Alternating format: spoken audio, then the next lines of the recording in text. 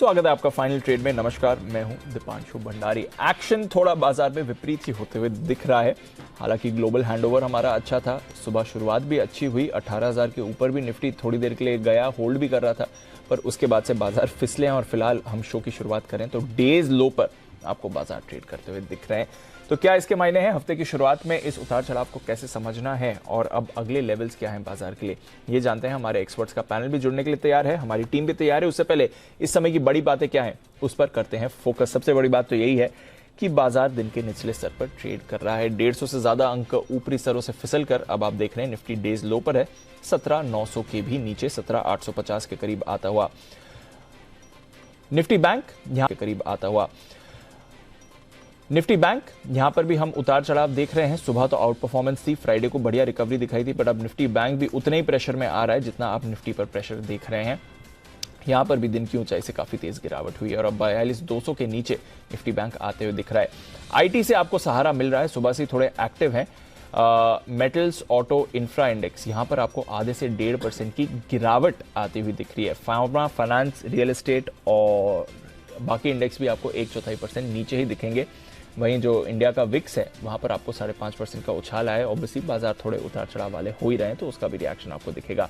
Dow futures जहां सुबह 50 अंक ऊपर थे, अब आपको 75 अंक नीचे दिख रहे हैं। हालांकि आज डाउ फ्यूचर्स की वैल्यू उतनी ज्यादा नहीं रहेगी क्योंकि आज शाम अमेरिकी बाजार बंद है, कल यहां पर ज्यादा एक्शन रहेगा, बट नॉनदलेस थोड़ी वीकनेस वहां पर आ रही है। यूरोप अभी आपको ठीक ठाक दिखेगा। एशिया में हमने आज थोड़ा मिला जुला कारोबार होते हुए देखा है, जहां पर जापान के बाजार कमजोर थे, बट चीन, हांगकांग, ताइवान में आपने बढ़िया खरीदारी देखी। कोरिया भी आधा % ऊपर ही बंद हुआ। तो थोड़ा ग्लोबल मार्केट्स ठीक है, हमारे ही बाजार कमजोर है और पिछले हफ्ते 1.5 रुपया मजबूत होने के बाद आज रुपया भी आपका कमजोर हो रहा है। 37 पैसे की गिरावट आ रही है, आधा % आज रुपया भी कमजोर हुआ। तो आई थिंक रुपये की वीकनेस का भी एक इंपैक्ट आपने बाजार के एक्शन पर बनते हुए दिखा है। 17,850 पर है निफ्टी, एक्शन है तैयार। हमारे एक्सपर्ट से भी करेंगे बातचीत। आइए उससे पहले एक बार हमारी टीम से बात कर लेते हैं और जान लेते हैं इस समय के बड़े ट्रिगर्स और साथ ही आज के कुछ नतीजे जो आए हैं और अहम खबरें भी। कुशल, अरमान दोनों हैं हमारे साथ तैयार। कुशल, गुड आफ्टरनून, बताएं कौन से इंपॉर्टेंट ट्रिगर्स? गुड आफ्टरनून दीप। नतीजों का सीजन है और यहाँ पर कैश सेगमेंट से भी काफ़ी सारे नंबर्स आ जाने वाले हैं। इनफैक्ट पूरे हफ्ते ही हमें देखना है कि क्या कौन कौन से ऐसे नंबर्स आते हैं। सबसे पहले कैश सेगमेंट से जो नंबर्स आज आ रहे हैं उसमें इंडियन एक्रेलिक्स, JSW इस्पात स्पेशल प्रोडक्ट्स, केशोराम इंडस्ट्रीज, साथ ही टिनप्लेट और एंजल वन ये अपने नंबर्स डिक्लेयर करेंगे। यही नहीं, रिलायंस कैपिटल, इसकी NCLT की सुनवाई होने वाली है तो यहाँ पर नजर रखिए। कल के दिन में F&O स्पेस से ICICI Lombard, ICICI Pru, Delta Corp और साथ ही नाल्को भी अपने नंबर्स डिक्लेयर करेंगे। नाल्को का नंबर्स के साथ साथ अंतरिम डिविडेंड पर भी कंपनी बोर्ड बैठक करेगी। त्रिवेणी टर्बाइन, इसका बायबैक खुलता हुआ दिखेगा। 31 जनवरी तक ये बायबैक खुला रहेगा। 350 के भाव पर यहाँ पर ये बायबैक की अनाउंसमेंट इन्होंने की थी। जहां तक पंजाब अल्कलीज एंड केमिकल्स का सवाल है, इसका नाम बदलकर प्राइमो केमिकल्स हो जाएगा तो यहां पर भी नजर रखिए। साथ ही एक्स डेट यहां पर आरती सर्फेक्टेंट्स की है, राइट्स इशू जो इन्होंने किया था उसकी एक्स डेट ये बनती हुई नजर आएगी कल के दिन में। और चीन का Q4 GDP आंकड़ा भी आपके सामने आएगा।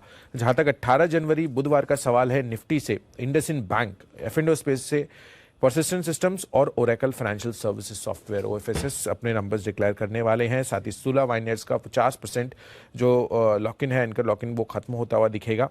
और KDDL शेयर बायबैक पर कंपनी की बोर्ड बैठक भी होगी 18 तारीख को ही। KPI ग्रीन एनर्जी जो बोनस जारी किया था उसकी एक्स डेट है। और साथ ही ग्लोबल इवेंट के लिहाज से all important bank of Japan का आपको इंटरेस्ट रेट का ध्यान रखना है।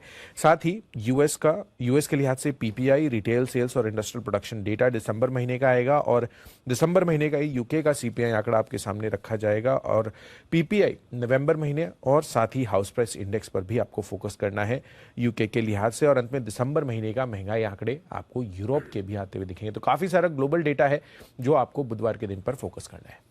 तो ग्लोबली तो काफी इंपॉर्टेंट डेटा आने वाला है और हमारे बाजारों में भी नतीजों के लिहाज से बहुत सारी चीजों पर आपको रखनी है नजर। पर आज के जो कुछ नतीजे हैं और अहम खबरें हैं ये एक बार जान लेते हैं बाजार खुलने के बाद जो एक्शन हुआ है। अरमान, गुड आफ्टरनून, बताइए। जी बिल्कुल, नतीजे में काफ़ी बढ़िया नतीजे आते हुए दिखे हैं आपको। फेडरल बैंक के अगर आप नतीजे देखेंगे, मुनाफा 54% बढ़ता हुआ दिखा है। NII की बात करेंगे वो भी लगभग 27% के आसपास बढ़ के आते हुए दिखे हैं। और नेट एनपीए में भी आपको थोड़ी बहुत गिरावट दिखेगी, 0.78% से गिरकर वो 0.73% पर आते हुए दिखे हैं। बैंक ऑफ महाराष्ट्र के नतीजे देखें तो वो काफ़ी बढ़िया दिख रहे हैं। मुनाफा 325 करोड़ से बढ़कर 780 करोड़ के आसपास बढ़ता हुआ दिखा है। 140% का आपको उछाल दिखेगा। वही एनआईआईज में भी आपको काफी बढ़िया बढ़ोतरी दिखेगी, लगभग 30% के आसपास की बढ़ोतरी है। नेट एनपीए वहां पर भी आपको दिखेगी कटौती, 0.68% से गिरकर 0.47% पर आते हुए दिखे हैं। और प्रोविजन कवरेज रेशियो भी बढ़िया आता हुआ दिखा है, 97.2% के आसपास आता हुआ दिखा है। खबरों पर मारुति सुजुकी पर आपको ध्यान रखना होगा, क्योंकि कंपनियों ने जो गाड़ियों के दाम है वो आज से बढ़ा दिए हैं, और जो कुल लगभग बढ़ाए हैं, लगभग 1.1% जो है वो गाड़ियों के दाम बढ़ाए हैं। एथर इंडस्ट्रीज, जो कंपनी ने आईपीओ के जरिए जो पैसा जुटाया था, जो उन्होंने कहा था कि इसका कैपेक्स करेंगे, वो जो मैन्युफैक्चरिंग साइट 3 का जो कमर्शियल उत्पादन है वहां से वो शुरू हो चुका है। एलएनटी कंपनी को 1000 से 2500 करोड़ की रेंज में एलएनटी कंस्ट्रक्शन को जो है ऑर्डर मिलता हुआ दिखा है। और अंत में कई सारी ब्लॉक डील्स हैं, जिसमें central bank of India 32 lakh share, PNB 22 lakh share, federal bank लगभग 48 lakh shares, Reliance industries 20 lakh, south Indian bank 20 lakh और बैंक ऑफ महाराष्ट्र लगभग 40 लाख शेयरों के कई सौदे किए गए। ओके, तो ये है आपके लिए कुछ एक्शन बाजार का। फेडरल बैंक पर रखिए नजर, यहां पर तो नतीजे आपको अच्छे आते देखिए। एचडीएफसी बैंक के भी नतीजे अच्छे आए थे, सुबह अच्छा परफॉर्म भी कर रहा था, बट अब बाजार में हम देख रहे हैं कमजोरी आ रही है। तो आईटी आज अच्छे रोटेशन में है, बट बाकी जो बाजार के फैक्टर्स हैं वो कमजोर हो रहे हैं। आइए बढ़ाते हैं एक्शन को आगे। हमारा पूरा एक्सपर्ट्स का दमदार पैनल तैयार है। बंसल जी, सुमित जी, वागले साहब, Kiran ji, Sachit ji and of course Ashu sir भी हमारे साथ शो में जुड़ रहे हैं। और वीकनेस बाजार पर आपको इस समय हावी होती हुई दिख रही है। पीवीआर, इस पर एक बार फोकस करना है, क्योंकि सुबह भी हमने हाईलाइट किया था, तब वीकनेस इसमें शुरू हुई थी। अब देखिए 4% पीवीआर आपको टूटते हुए दिख रहा है। सचिन जी, एक बार जरा पीवीआर पर नजर डालें। Good afternoon sir. आज बड़ा रिवर्सल हुआ है, कुछ फैक्टर्स भी हैं इसके पीछे जो हम आगे शो में हाईलाइट भी करेंगे, बट इस समय वायदा बाजार का टॉप लूजर बना हुआ है sir PVR. Good afternoon Deepanshu, clearly यहाँ पर दबाव जायज है। इनफैक्ट पिछले 2 दिनों से ये काफी अच्छे अटेम्प्ट्स कर रहा था अपने 200 डे एक्सपोनेंशियल मूविंग एवरेज को तोड़ने की, बट वो अटेम्प्ट्स वापस यहाँ पर फेल हो चुके हैं। अगर हम डेली चार्ट पे देखें तो वहां पर एक क्लासिक बेरिश फ्लैग फॉर्मेशन है जो बेसिकली एक्टिवेट हो चुका है इस डिक्लाइन के बाद।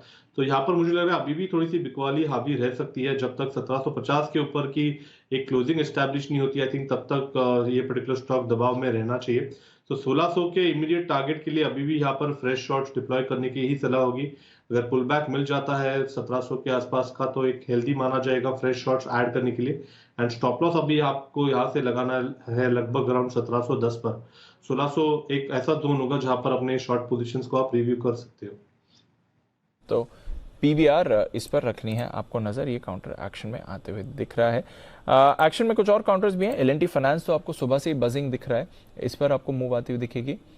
और साथ ही आप नजर रखिए जहां तक पीएनबी का सवाल है, सुबह से ये भी एक्टिव दिख रहा है। इनफैक्ट पीएनबी पर सुबह हम बात भी कर रहे थे, अच्छी मूव पीएनबी पर आपको बनती हुई दिख रही है। तो ये काउंटर्स हैं जो होल्ड आउट कर रहे हैं इस समय, बट अदरवाइज अगर आप ओवरऑल बाजार की हालत देखें तो इस समय अच्छी नहीं दिख रही है। आइए आशु सर भी है हमारे साथ तैयार, और एक बार आशु सर से भी उनके बाजार का व्यू लिया जाए। आशु सर, फ्राइडे को तो बढ़िया रिकवरी थी, बाजार अच्छे मूड में दिख रहा था, आज सुबह भी शुरुआत अच्छी हुई, उसके बाद क्या हो गया सर? उसके बाद दीपांशु फिर से रियलिटी चेक हो गया। सो दीपांशु, मुझे लग रहा है कि ना स्क्रीन कुछ कहने की कोशिश कर रही है, जो I think we have to read it very smartly. और वो मतलब वही व्यू वही है Deepanshu, upside is capped and downside is open. अब प्रॉब्लम यह है कि दीपांशु मतलब ये जो अपसाइड जो थोड़ी सी बढ़ती है तो ऐसे लगता है क्योंकि कि कुछ ना कुछ बेटर होना चाहिए, लेकिन स्टॉक की participation Deepanshu as I been saying since last 2 weeks there is absolutely no participation from the stock में किसी में भी दीपांशु कुछ भी दम नहीं लग रहा। तो हैविंग सेड दैट दीपांशु, मुझसे कई लोग ये आज एक एचडीएफसी बैंक का हमने बिगनिंग ऑफ द मंथ में स्प्रेड बनाया था 1600-1700, तो मैं I will take this opportunity कि उसको अपडेट कर दूं, उसकी रिपेयर कर लेनी चाहिए, क्योंकि रिजल्ट इतने अच्छे के बाद भी जब एचडीएफसी बैंक भी नहीं चल रहा तो वो मार्केट आपको कुछ कहने की कोशिश कर रही है। तो जो 1700 की कॉल्स बेची थी वो ₹1 रह गई, उसको कवर करके 1650 में शिफ्ट कर लेना चाहिए। This is the update to spread, क्योंकि कुछ लोग कह रहे हैं कि आपने एचडीएफसी स्प्रेड का अपडेट नहीं किया। तो normally I don't miss, but as a I feel accountable, so उसके लिए वो है। बट अदरवाइज दीपांशु कुछ नहीं है। हमने परसों 2 स्प्रेड बनाए थे, 17,950, 18,150, सिर्फ इसलिए कि मैक्स अगर चला गया था 18,100 तो बहुत अच्छा प्रॉफिट आ जाएगा 18,100, 150 पे। बट आज जिस तरह का मूव ऊपर खुलने के बाद फिजल आउट हो गया, मुझे बिल्कुल भी दम नहीं दिख रहा मार्केट के अंदर। बैंक निफ्टी ने सुबह आउट परफॉर्म किया, लेकिन शाम को वो भी वापस नीचे आ गया। उसका स्प्रेड में फिर भी पैसे आ रहे हैं दीपांशु। हमने 60-65 रुपए पे बनाया था, ₹100 से ऊपर का भाव, मतलब वो पैसे दे रहा है, अराउंड 40-50 रुपीज का प्रॉफिट, जिसे बुक करना है बुक कर लें, रख भी सकते हैं, अभी 3 दिन है हमारे पास, दोनों स्प्रेड रख सकते हैं क्योंकि कॉस्टिंग बहुत कम है। But other than that Deepanshu, जो इंडेक्स में जो इस तरह का ट्रेड करके या कोई मतलब लॉन्ग शॉट करके अगर कुछ पैसे बना ले या राइट साइड पे बैठ जाए कुछ है, बाकी किसी में कुछ नहीं हो रहा। All stocks are looking like laggards. Sectoral rotation भी नीचे की तरफ हो रही है, नीचे की तरफ नहीं भी हो रही तो ऊपर की तरफ तो कुछ भी नहीं हो रहा। सो मतलब very boring difficult market, and that too with high expectation of budget, के बजट आ रहा है, कब तक ऐसा होगा कि नहीं चलेगी, कब तक ऐसा होगा कि विक्स नहीं बढ़ेगी, कब तक ऐसा होगा कि इधर साइड मूवमेंट नहीं आएगी। लेकिन आई थिंक बहुत पेशेंस टेस्ट हो रही है कि जैसे होता है ना, आप जब तक देखते रहोगे नहीं होगा। तो मुझे लगता है कि अब दीपांशु एक चीज है, कहीं ना कहीं कुछ चल रहा है जो हमें मतलब स्क्रीन कुछ कह रही है। एक बात मैं मानता हूं दीपांशु कि अगर कुछ अच्छा आया तो एक अप मूव आती है, और अगर नहीं आया तो सेल ऑफ आएगा। So I think there is a difference between up move and sell off, उस चीज का ध्यान रखना चाहिए। We are working on 2 February strategy, कोई स्प्रेड बनाएंगे, और आज नहीं तो वेंसडे को मैं आपसे शेयर करूंगा कि कौन सा स्प्रेड बनना चाहिए। I am just trying to evaluate the risk reward, और वो इंडेक्स में प्ले करेंगे दीपांशु, मुझे तो कोई स्टॉक नहीं लग रहा। ऑन द कॉन्ट्री एक और चीज बताता हूं दीपांशु, जिस तरह से बजट के हम बिल्कुल मतलब ऑलमोस्ट सामने दरवाजे पे खड़े हैं, और उसमें बजट थीम के स्टॉक्स ही लेगार्ड्स बने हुए हैं, right from fertilizer to even defence, या जो बाकी जी बात करते हैं हम, इंफ्रा वगैरह। This is not a good sign. या तो पेशेंस टेस्टिंग हो रही है कि नहीं सब कुछ, लेकिन ऑप्टिमिज्म के अगेंस्ट पेशेंस टेस्टिंग का मुझे नहीं लगता जीत ऑप्टिमिज्म की होती है। तो इतनी जल्दी पेशेंस में कोई हारता नहीं है, लेके जाता है। So again not a good sign. अब ये ऊंट किस करवट बैठता है, I think we are watching every day, but not a comforting sign for sure. बिल्कुल कंफर्टिंग साइन तो नहीं है, क्योंकि अगर अमेरिकी बाजार शाम को बंद है, ग्लोबल हैंडओवर अच्छा रहा है, डाउ लगातार 2 दिनों से डेज हाई पर बंद हो रहा है, और हमारे फैक्टर्स भी कुछ नेगेटिव नहीं है। उस बीच में अगर आप देखें तो बाजार इस समय एक शार्प सेल ऑफ दिखा रहा है।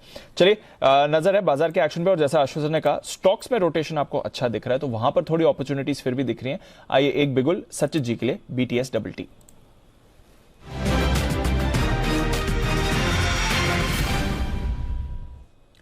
बताएं सचिन जी।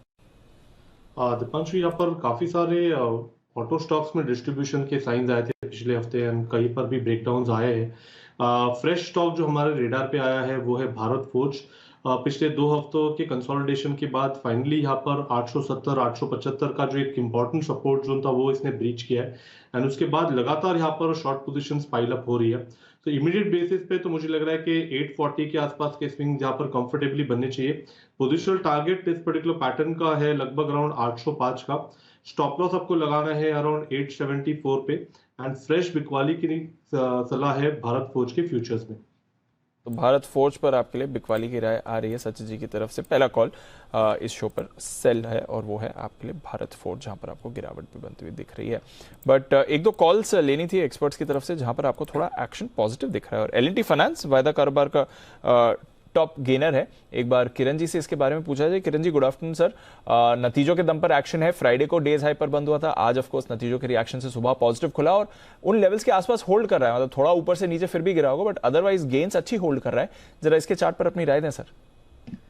दीप, थोड़ा सा नेगेटिव डाइवर्जेंस देखने को मिल रहा है। एक बहुत अच्छी मूव आई, 2 बार इसने 98 के लेवल्स टेस्ट किए, पर 98 के ऊपर जाने की प्रोबेबिलिटी बहुत कम है ऐसा दिख रहा है। वैसे भी अगर देखा जाए तो 100 के ऑप्शन कॉल ऑप्शन में 1.5 करोड़ शेयर है, तो इधर से अपसाइड लिमिटेड है, पर मेरा मानना है कि लॉन्ग स्ट्रैप होते नजर आ जाएंगे।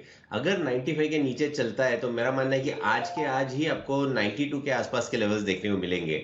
मैं थोड़ा सा इसलिए हैरान हूं कि जो डिमांड देखने को मिली थी 95 to 98, वो हमने एनगल्फ की है, बेरिश एनगल्फ। तो मेरा मानना है ये अच्छी साइन नहीं है। 95 एक छोटा सा सपोर्ट है, पर अगर 95 निकल जाता है तो 92, 91 के लेवल्स आज ही के दिन देखने को मिलने की प्रोबेबिलिटी बहुत ज्यादा है।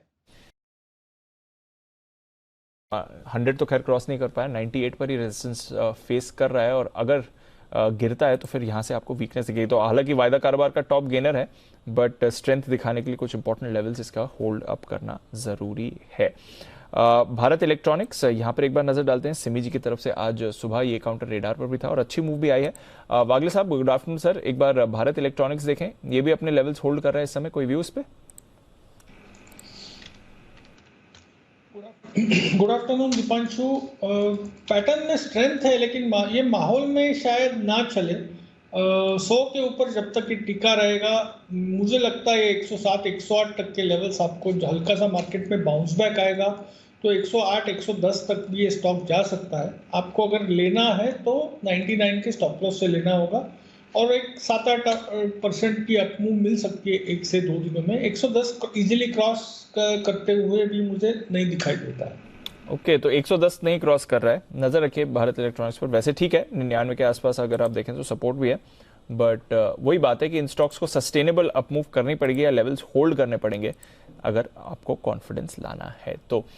पर आइए, आज तो थोड़ा स्टॉक स्पेसिफिक एक्शन दिख ही रहा है, बट जैसे हम पिछले 2 हफ्तों से कर ही रहे हैं, कोई भी बदलाव अगर आते हैं किसी भी स्टॉक की शेयर होल्डिंग में, क्योंकि इस समय आपको अपडेट मिलता है क्वार्टरली, पिछले क्वार्टर में किस तरह से शेयर होल्डिंग्स में बदलाव हुआ, तो हमारी टीम सबसे पहले वही काउंटर्स आपके लिए लेकर आती है। पिछले हफ्ते हमने आपको बताया कि फंड्स की तरफ से कहां पर खरीदारी और बिकवाली हुई है, एफआईज और डीआईज ने कहां पर अपनी होल्डिंग बढ़ाई और घटाई है, बट कुछ बाजार के जाने माने निवेशकों ने, दिग्गज इन्वेस्टर्स ने, एचएनआईज ने किस तरह से अपने पोर्टफोलियो में बदलाव करे हैं, कौन से स्टॉक्स खरीदे बेचे हैं, क्या है ये ट्रेंड, इसकी भी एनालिसिस अरमान ने करी है और अरमान हमारे साथ तैयार भी है। अरमान बताइए, सेलिब्रिटी इन्वेस्टर्स या वेल नोन इन्वेस्टर्स, दिग्गज इन्वेस्टर्स, क्या करा है उन्होंने Q3 में? बिल्कुल, कई सारे नाम है, कई सारे स्टॉक्स में जहां पे उन्होंने चर्निंग करी है। सबसे पहले अगर हम बात करें डोली खन्ना की बात करें तो उन्होंने चेन्नई पेट्रो में, अगर आप बात करेंगे चेन्नई पेट्रो में उन्होंने Q3 में है वो हिस्सेदारी घटाई है, 2.57% से घटाकर 2.2% कर दी है। उसके आगे अगर आप देखेंगे कि वो पिछले 2 तिमाही से लगातार घटाते जा रहे हैं, जो उनकी जून तिमाही में 3.27% थी, फिर उसके बाद 2.57 हो गई और इस बार अब गिर के 2.20% हो गई। मतलब 2 तिमाही से उन्होंने लगातार इसमें जो है हिस्सेदारी घटाई है। उन्हीं की बात करें तो उन्होंने नितिन स्पिनर्स में भी अपनी हिस्सेदारी घटाई है, 1.52% से इस बार जो उनकी हिस्सेदारी घटकर 1.39% हो गई है। और यहां पर भी अगर आप देखेंगे तो उन्होंने पिछले 3 तिमाही से वो लगातार जो है अपनी हिस्सेदारी यहां पर घटाते जा रहे हैं। जो मार्च 2022 में लगभग 1.77% थी, वो गिरकर 1.54%, 1.52% और अब जो आई है 1.39% आती हुई दिखी है। उसी के साथ साथ टलबेस ऑटोमोटिव की बात करें तो यहां पर भी उन्होंने हिस्सेदारी घटाई है, 1.22% से घटाकर 1.18% के आसपास कर दी है। अब आशीष कचोलिया साहब की बात करें तो उन्होंने गोल्डियम इंटरनेशनल एक कंपनी है, उसमें उनका शेयर होल्डिंग पैटर्न में जब आपका 1% से ऊपर अगर अधिक आपकी शेयर होल्डिंग हो जाती है तो नाम आता है, तो उसमें उनका पहली बार जो है शेयर होल्डिंग पैटर्न में उनका नाम आया है। जो उनकी हिस्सेदारी है 1.01% है। मतलब यहां पर उन्होंने कुछ ना कुछ जो है माल या तो फिर पहले थोड़ा था वो बढ़ाया है या फिर ये हिस्सेदारी जो है वो ज्यादा कट के 1% आई है, इसलिए शेयर होल्डिंग में उनका नाम आता हुआ दिखा है। अबेकस फंड सुनील सिंघानिया साहब की अगर बात करें तो उन्होंने टेक्नोक्राफ्ट की अगर आप बात करेंगे तो उसमें उन्होंने हिस्सेदारी जो है वो बढ़ाई है, 2.8% से बढ़ाकर 2.97% पर कर दी है।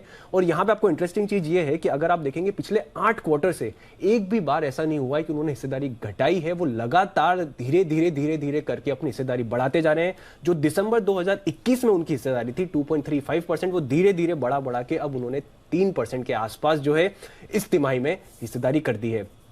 उन्हीं ने शारदा एनर्जी की बात करेंगे तो यहां पर भी वो काफी बुलिश साउंड करते हुए दिख रहे हैं।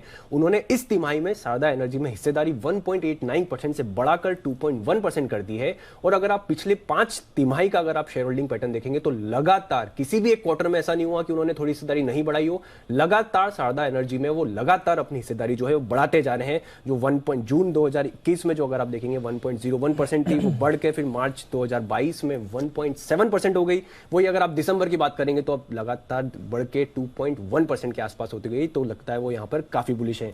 उसी के साथ साथ अब रेखा झुंझुनवाला की बात करें तो जैसा कि हमने पहले आपको बताया था कि एफआईआईज ने एनसीसी में लगभग 3% के आसपास स्टेक खरीदा था और वो लगातार बड़ा चंक बढ़ाते जा रहे थे। और यहां पर रेखा झुंझुनवाला ने भी एनसीसी में हिस्सेदारी बढ़ाई है, 2.64% से बढ़कर उनकी हिस्सेदारी हो गई है 13.1%।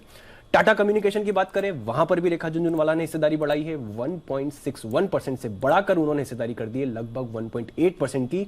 और टाटा कम्युनिकेशन स्पेसिफिकली बात करें तो वहां पर वो 2 तिमाही से लगातार जो है अपनी हिस्सेदारी बढ़ा रही हैं। जो पहले 1.08% थी, पिछली तिमाही में 1.61% हो गई और ये दिसंबर तिमाही में 1.8% हो गई। तो वहां पर भी ये काफी बुलिश साउंड कर रहे हैं। और अंत में अगर विजय केडिया साहब की बात करें तो उन्होंने टेलब्रोस ऑटोमोटिव में वहां पर उन्होंने भी हिस्सेदारी घटाई है और बड़ी हिस्सेदारी घटाई है, 2.27% से घटाकर 1.31% कर दी है। तो ये है ओवरऑल अभी तक का जितना शेयर होल्डिंग पैटर्न आया है। जो सेलिब्रिटी इन्वेस्टर्स है उन्होंने कहां पर हिस्सेदारी खरीदी और कहां पर हिस्सेदारी घटाई।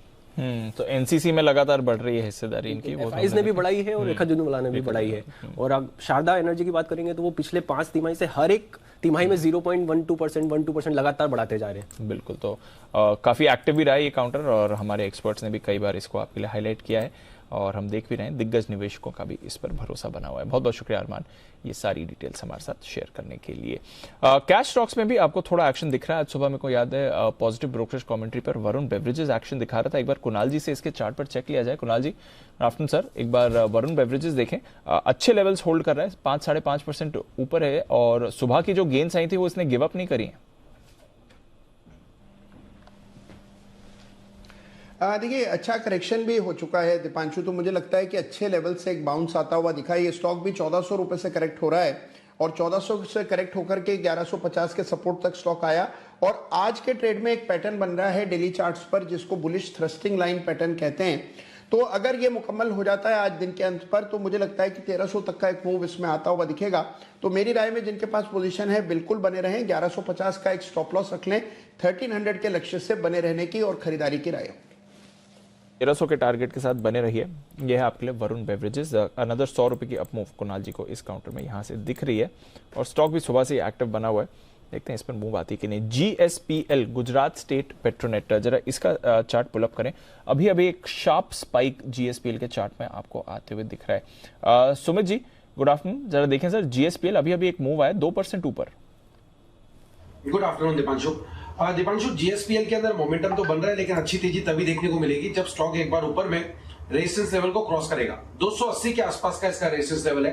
280 का लेवल जैसे इसके अंदर ऊपर में क्रॉस होगा तो फिर मोमेंटम बढ़ता हुआ देखने को मिलेगा और फिर ऊपर में 290 से लेके 300 रुपए तक के लेवल आने वाले दिनों में GSPL में देखने को मिल सकते हैं। तो एग्जिस्टिंग पोजीशंस होल्ड करके चले, डिप पे खरीदारी करें। 260 रुपया, 265 रुपया ये स्टॉक का नीचे में सपोर्ट बनेगा। 265 का एसएल से लॉन्ग पोजीशंस इनिशिएट कर सकते हैं।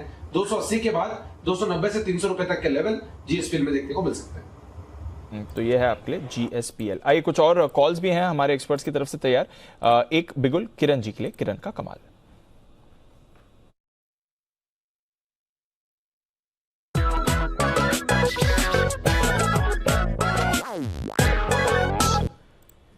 बताएं किरण जी। एक शॉर्ट कॉल है और मैं कैश लेवल्स की बात करूंगा। पिडिलाइट बेचना है, 2456 के करीब अभी ट्रेड कर रहा है। यहां से लेके 2470 ये ट्रेड सेलिंग रेंज रहेगी। 2475 का मेरा स्टॉप लॉस रहेगा और टारगेट्स के लिए 2414, 2400 ये दो टारगेट्स 1 से 2 दिनों में देखने को मिलेंगे पिडिलाइट में। 2400 तक के टारगेट के लिए बेचिए पिडिलाइट। डेज लो पर अभी एक ब्रेकडाउन इस पर आपको बनते हुए भी दिख रहा है। बिगुल वागले साहब के लिए, वागले का बंडर।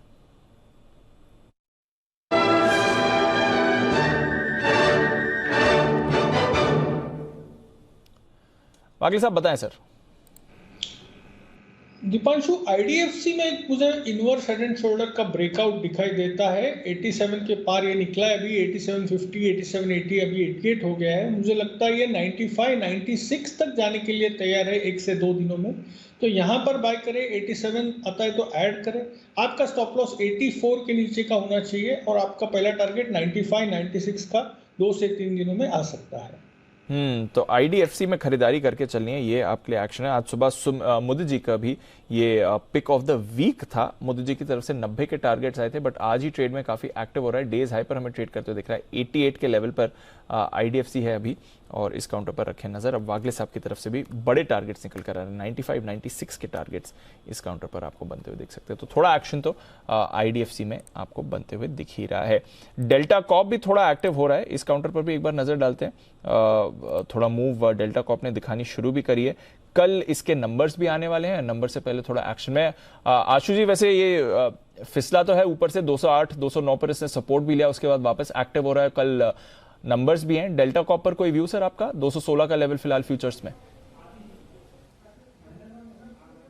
Deepanshu, again like many other stocks range में है 205-10 नीचे और ऊपर 225-30, तो इसी रेंज में रहेगा। और मुझे कोई खराब, मतलब देखिए रिजल्ट अच्छे आने हैं, मॉडल अच्छा है, सब कुछ ठीक है, लेकिन in line with the market Deepanshu मैं इसको मतलब ऐसा नहीं बोल सकता कि ये बिल्कुल अलग से कोई आउट परफॉर्म करेगा। बेटर जरूर रह सकता है, एक नैरो रेंज के अंदर लाइक मेनी अदर स्टॉक्स या मार्केट के अंदर रहेगा। तो मुझे लगता है कि 205-10 से नीचे नहीं जाना चाहिए और 225-30 वही ऊपर का जो बैंड है। अगर किसी ने अभी लिया हुआ है तो 225-30 में एक बार प्रॉफिट जरूर बुक कर लेना चाहिए, क्योंकि इस रेंज में 10 बार ये मूवमेंट दे चुका है और मूवमेंट देगा। And having said that Deepanshu, this is happening with most of the stock. किसी भी स्टॉक में ऐसा कुछ नहीं है। मुझे तो डर नीचे का है, ऊपर का कोई ऐसा कोई बहुत बड़ा नहीं लग रहा। एंड मेजर डर जो मैं बार बार बोल रहा हूं दीपांशु, अभी भी जैसे सचिन ने भारत फोर्ज की सेल कॉल दी है, ये डिफेंस थीम, ये फर्टिलाइजर थीम, ये जितने भी बजट थीम्स है ना, होप वाले थीम्स, मुझे इसमें बहुत ज्यादा कंसर्न है कि क्योंकि होता क्या है दीपांशु, जब ऐसे स्टॉक्स में वो टेम्परेरी ओवरबॉट के चक्कर में सेल ऑफ आते हैं ना, तो बड़ी चोट लग जाती है। सो इसलिए मुझे कोई ऐसा अपना स्टॉक्स में अभी कोई भी इंटरेस्ट नहीं है दीपांशु, टू बी ऑनेस्ट। मैंने पिछले कई दिनों से बोल रहा हूं कि मैं सब चीजें महंगी ले लूंगा, लेकिन एक बार ट्रैक्शन बने, कोई मोमेंटम बने, कुछ ये बने, the only thing in favour of this market is कि एफआईज की शॉर्ट पोजीशन है, शायद वो कहीं कवर करने आ जाए। लेकिन इतनी बड़ी शॉर्ट या ऐसे लेके कोई तो रीजन होगा, मतलब something which they are able to read and we are not able to read. Every time it is not possible कि हम ही आउट परफॉर्म करेंगे। इंडिया मतलब मोस्ट एक्सपेंसिव मार्केट है, there could be an arbitrage trade happening कि यहाँ profit booking करके वो बाकी सबड्यूड मार्केट्स में लगाना चाहें। So it could be anything, it could be budget, it could be macro view, it could be anything. So I think ऐसे माहौल में जितना अगर आप लाइट रहेंगे तो अच्छा लगेगा, क्योंकि दीपांशु अगर कोई सेल ऑफ आएगा तो मेरा सौदा कटेगा नहीं, मेरा हाथ खाली होगा उस वक्त लेने के लिए, क्योंकि अल्टीमेटली मार्केट अगर अच्छा रहना है तो अगर मुझे करेक्शन में चीजें मिलेंगी तो I will be happy to buy, but I will only happy to buy if I will be able to buy. So for being able to buy I should be have that kind of leverage available, Binny के मेरे पास कोई माल नहीं है। तो मुझे लगता है कि कुछ मिस नहीं हो जाएगा अगर कोई स्टॉक नहीं होगा, maybe Delta Corp also. तो रेंज में है और रेंज में ही रहेगा, कुछ ज्यादा एक्शन इस पे हो नहीं रहा है। देखते हैं नतीजे कैसे आते हैं और उसके बाद स्टॉक की चाल कैसी रहेगी, बट अदरवाइज एक्शन कुछ ज्यादा खास इसमें रहना नहीं चाहिए। ओके, ये है आपके लिए डेल्टा कॉर्प की बात। आईडीएफसी में थोड़ा एक्शन है, बंधन बैंक भी थोड़ा मूवमेंट दिखा रहा है, कुछ काउंटर्स हैं जो मूव कर रहे हैं। बट अभी किरण जी की तरफ से पिडिलाइट पर सेल कॉल आया। एक बार एस्ट्रल का चार्ट भी देखते हैं, 4% नीचे एस्ट्रल भी है, तो इसमें भी आपको कमजोरी बनती हुई दिख रही है। एक बार बंसल जी से एस्ट्रल का चार्ट चेक लिया जाए। बंसल जी, अभी थोड़ी देर पहले एक शार्प फॉल भी आया था, ऑलमोस्ट 4% नीचे एस्ट्रल 1980 के भी नीचे आ रहा है, 1975 का लेवल इस समय दिखा रहा है। सर जरा बताएं इस चार्ट पर अपना व्यू। दीपांशु, चार्ट में देखें तो एक बड़ी रेड कैंडल बन रही है, चार्ट में नेगेटिव क्रॉसओवर देखने को मिला है, और नीचे में देखें तो 1950 1955 एक सपोर्ट है। और Deepanshu, more of a trading stock नहीं है ये। 1950 के लेवल डिसाइसिवली टूटे तब यहाँ पर जो भी निवेशक है उसको पैनिक के बारे में सोचना चाहिए, एल्स ट्रेडिंग के लिए ऐसे स्टॉक्स को अवॉइड करना चाहिए। ओके, तो ये है आपके लिए एस्ट्रल, जिसमें आपको थोड़ी कमजोरी बनती हुई दिख रही है। पिडलाइट, एस्ट्रल, ये दोनों काउंटर्स नीचे हैं। सुबह से ही आप देख रहे हैं मेटल्स की भी बुरी हाल हुई है। जेएसपीएल, ये भी एक काउंटर है जो सुबह से कमजोरी दिखा रहा है और अब 4% नीचे जेएसपीएल भी ट्रेड कर रहा है। किरण जी, जेएसपीएल का चार्ट देखें सर, बाकी मेटल्स के मुकाबले सुबह से यही सबसे ज्यादा कमजोर रहा है, 4% का कट सर। बिल्कुल, एकदम से सेलिंग आ गया, बहुत अच्छे ट्रेंड में था। पिछले लगभग 6-7 ट्रेडिंग दिन का जो मोमेंटम था वो एकदम से ब्रेक लग गया है। मेरा मानना है कि लॉन्ग पोजीशन से एक बार के लिए बाहर आने के लिए सजेशन होगी, और जिनके पास शॉर्ट पोजीशंस है उनके लिए 596 का स्टॉप लॉस रहेगा, और मेरे ख्याल से जो नेक्स्ट टारगेट देखने को मिलेगा वो रहेगा लगभग 580 का, और उसके नीचे मुझे लगता है कि बड़ा सेल ऑफ आएगा जो कि लेके जाएगा वो लगभग 560 के आसपास। ओके, तो यह है आपके लिए जेएसपीएल, जहां पर आपको कमजोरी दिख रही है। एनएमडीसी भी सुबह से कमजोर दिख रहा है और उस पर भी कुछ ज्यादा बड़ा एक्शन नहीं है, तो कमजोरी है। रेन इंडस्ट्रीज भी आज वीक हुआ है, इस पर भी आपको गिरावट दिख रही है। तो स्टॉक्स होल्ड आउट करने की कोशिश कर रहे हैं, बट उतना बड़ा एक्शन है नहीं। आईटी से फिर भी थोड़ा बाजार को सहारा मिला है, उसमें टेक महिंद्रा थोड़ा एक्टिव भी है। सचिन जी जरा देखें टेक महिंद्रा, क्योंकि मुझे याद है फ्राइडे को भी ये थोड़ा एक्शन दिखा रहा था, आज भी 2.5% ऊपर है। टेक महिंद्रा पर कोई व्यू, डेज हाई पर ही ट्रेड कर रहा है। दीपांशु, यहाँ पर इनफैक्ट काफी दिनों से एक पॉजिटिव डाइवर्जेंस था उसके आरएसआई पे, एंड एक अच्छे ओवरसोल्ड जोन से ये रिबाउंड हो रहा है। तो डेली चार्ट पे भी देखें तो जिस तरीके से आरएसआई ने 50 के ऊपर ब्रेकआउट रजिस्टर किया है, तो मुझे लग रहा है ये जो पुल बैक है ये काफी ड्यूरेबल रह सकता है। एक अच्छे कंसोलिडेशन का भी ब्रेकआउट यहाँ पर एस्टैब्लिश हो रहा है ऑन द प्राइस स्केल, तो मुझे लग रहा है यहाँ पर अगर किसी की लॉन्ग पोजीशन है या अगर डिक्लाइंस मिलते हैं तो डेफिनेटली यहाँ पर लॉन्ग बनाने की सलाह होगी। स्टॉप लॉस 1005 के आसपास आपको लगाना पड़ेगा on a daily closing basis, and on the upside मुझे लग रहा है ये पुल बैक लगभग अराउंड 1060 1070 के जोन तक एक्सटेंड हो सकता है। तो एक ऐसा कैंडिडेट है जिसको शॉर्ट नहीं करना है, बल्कि इनफैक्ट अगर डिक्लाइंस मिलते हैं तो मुझे लग रहा है डिक्लाइंस पे खरीदारी की जा सकती है और टेक महिंद्रा के फ्यूचर्स में 1005 के स्टॉप लॉसेस। तो टेक महिंद्रा पर रखिए नजर, इस पर आपको फिर भी पॉजिटिव एक्शन बनते हुए दिख रहा है। टेक महिंद्रा, HCL टेक, यहाँ पर थोड़ी पॉजिटिविटी सुबह से बनी हुई है। विप्रो भी जहाँ पर नतीजों पर थोड़ा सुबह सॉफ्ट रिएक्शन आया था वो भी मूवमेंट दिखा रहा है। इन्फी भी थोड़ा सहारा दे रहा है। तो आईटी सहारा देने की कोशिश कर रहा है, बट बाकी सेक्टर से इतना बड़ा सपोर्ट मिल नहीं रहा है। बट बाजार को सपोर्ट देने के लिए, बाजार का मूड सुधारने के लिए हमारे साथ सेठी साहब है तैयार। 2:30 बज चुके हैं, करते हैं स्वागत सदाबहार सेठी साहब की शॉर्ट टर्म पिक्स।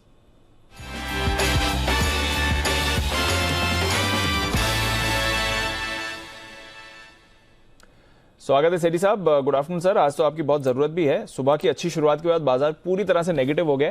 क्या चल रहा है सर बाजार में और आपकी क्या स्ट्रैटेजी आज के लिए? नहीं, बिल्कुल दीपांशु, बाजार में रोज की जो रिलेंटलेस सेलिंग चल रही है एफआईज की तरफ से, तो उसका एक असर हम देख रहे हैं बाजार में, और बाजार टिक नहीं रहा है और घट रहा। बट मेजर सेलिंग मुझे लगता है जो फ्रंटलाइन काउंटर्स है, जैसे आज भी अगर देखेंगे तो रिलायंस वगैरह में वीकनेस है, तो और बाकी बैंकों में वीकनेस है, जो लार्ज साइज बैंक्स है, तो उसकी वजह से प्रेशर है। बट कैश मार्केट में कहीं कोई दिक्कत नहीं है, वहाँ पे अच्छे स्टॉक्स चल रहे हैं और वहाँ पे अच्छी तेजी बन रही है। सेक्टर स्पेसिफिक, स्टॉक स्पेसिफिक होने की सलाह रहेगी। तो 2 स्टॉक्स है कैश मार्केट के जिनमें खरीदारी करने की सलाह। मार्केट के 2 कॉल्स हैं सेठी साहब की तरफ से, वहां पर करनी है खरीदारी। बताएं सर आपकी पहली कॉल आज की। दीपांशु, आज का जो पहला स्टॉक है, स्टॉक का नाम है AVT natural products limited. AVT NPL के नाम से ट्रेड होता है। 105 रुपए के लेवल्स पे अभी ट्रेड कर रहा है ये स्टॉक। ये कंपनी प्लांट बेस्ड एक्सट्रैक्ट्स बनाने के लिए जानी जाती है, जिसमें company natural ingredient solutions provide करती है food industry, beverage, animal nutrition और न्यूट्रास्यूटिकल इंडस्ट्रीज को। इनके जो मेन प्रोडक्ट्स है वो है वैल्यू एडेड टी, फिर मेरीगोल्ड एक्सट्रैक्ट्स बनाती है जो आई केयर और फूड कलरिंग में काम आते हैं।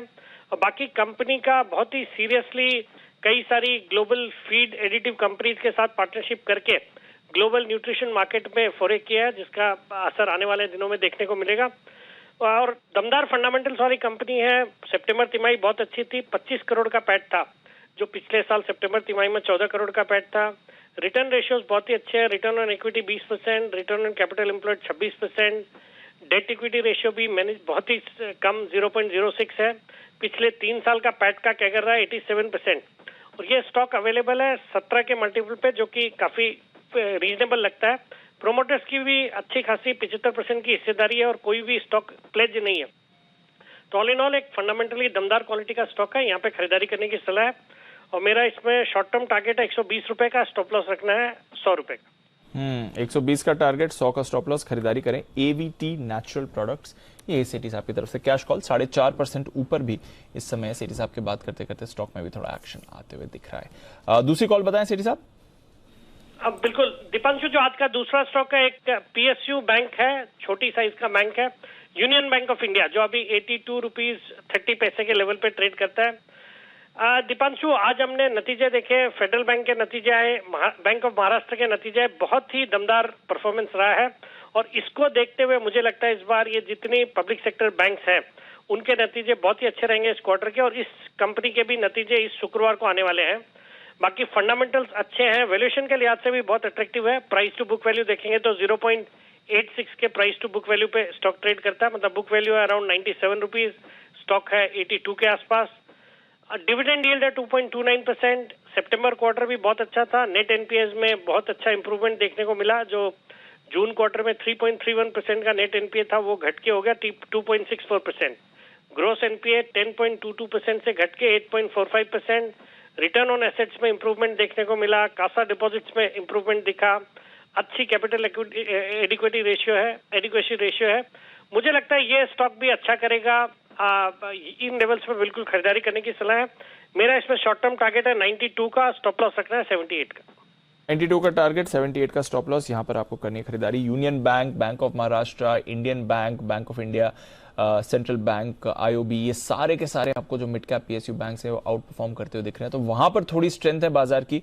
पीएनबी, बैंक ऑफ बड़ौदा में भी थोड़ी खरीदारी आ रही है। वायदा कारोबार की बात करें, बाकी बाजार वीक है, बट यूनियन बैंक सेठी साहब की पसंद है। 92 बड़े टारगेट्स, यहां से 12-15% की तेजी सेठी साहब को इस पर आती हुई दिख रही है। और साथ ही एवीटी नेचुरल प्रोडक्ट्स 120 का टारगेट। बहुत बहुत शुक्रिया सेठी साहब हमारे साथ जुड़ने के लिए और बाजार पर अपनी 2 कॉल्स देने के लिए। तो बाजार का मूड माहौल है वीक, बट सेठी साहब को 2 कैश स्टॉक्स पसंद आ रहे हैं। हल्की सी रिकवरी जिसने स्तरों से बाजार में भी आई है।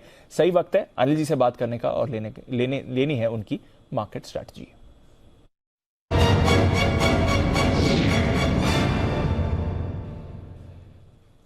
Good afternoon Anil ji. 17,900 के करीब निफ्टी अभी आने की कोशिश कर रहा है। पिछले 5 मिनट में निचले स्तरों से करीब 40 पॉइंट की रिकवरी निफ्टी ने दिखाई है। बैंक निफ्टी भी पिछले 10 मिनट में करीब 100 पॉइंट सुधरा है। 42,200 पर बैंक निफ्टी आए, तो 225 पॉइंट नीचे बैंक निफ्टी 42,200 पर, और 17,900 के जस्ट नीचे निफ्टी इस समय ट्रेड कर रहा है। डाउ फ्यूचर्स कमजोर है सर, हालांकि आज शाम अमेरिकी बाजार बंद है, बट 100 पॉइंट नीचे डाउ फ्यूचर्स हैं डेज लो पर, और नैस्डैक आधे % से ज्यादा की गिरावट इस समय दिखा रहा है। यूरोप में ठीक ठाक एक्शन है, एशिया में जापान कमजोर था, अदरवाइज बाकी ठीक था, बट आज रुपया काफी कमजोर हुआ है सर। 41 पैसे की गिरावट रुपए में दिखी है, आधा % गिरा है रुपया, तो वहां से थोड़ी वीकनेस है और बाजार भी थोड़ा कमजोर है। बताएं सर आपकी रीडिंग क्या है? देखिए दीप, गुड आफ्टरनून। मुझे लगता है थोड़ी सी कमजोरी जो हुई है ऊपर के स्तरों पर, वो सिंपल सी चीज है कि पिछले कई दिनों से लगातार आपको एफआईएस की सेलिंग का प्रेशर दिख रहा है। जब भी गैप से खुलते हैं, इंपॉर्टेंट रुकावट के लेवल के आसपास आप पहुंचते हैं तो वहां पर प्रॉफिट बुकिंग आती है। एकदम सही जगह से घूमे, 18,050, 18,100 के आसपास की जो पहली रुकावट की जगह है निफ्टी की, वहीं से प्रॉफिट बुकिंग आई है। और बैंक निफ्टी भी आप देखिए 42,600-700 की जो ऊपर की रेंज है, जहाँ पर आज हमने कहा था, आज देखिए आप अपने दोनों ही दिए हैं, स्ट्रॉन्ग सेल जोन और स्ट्रॉन्ग बाय जोन, राइट।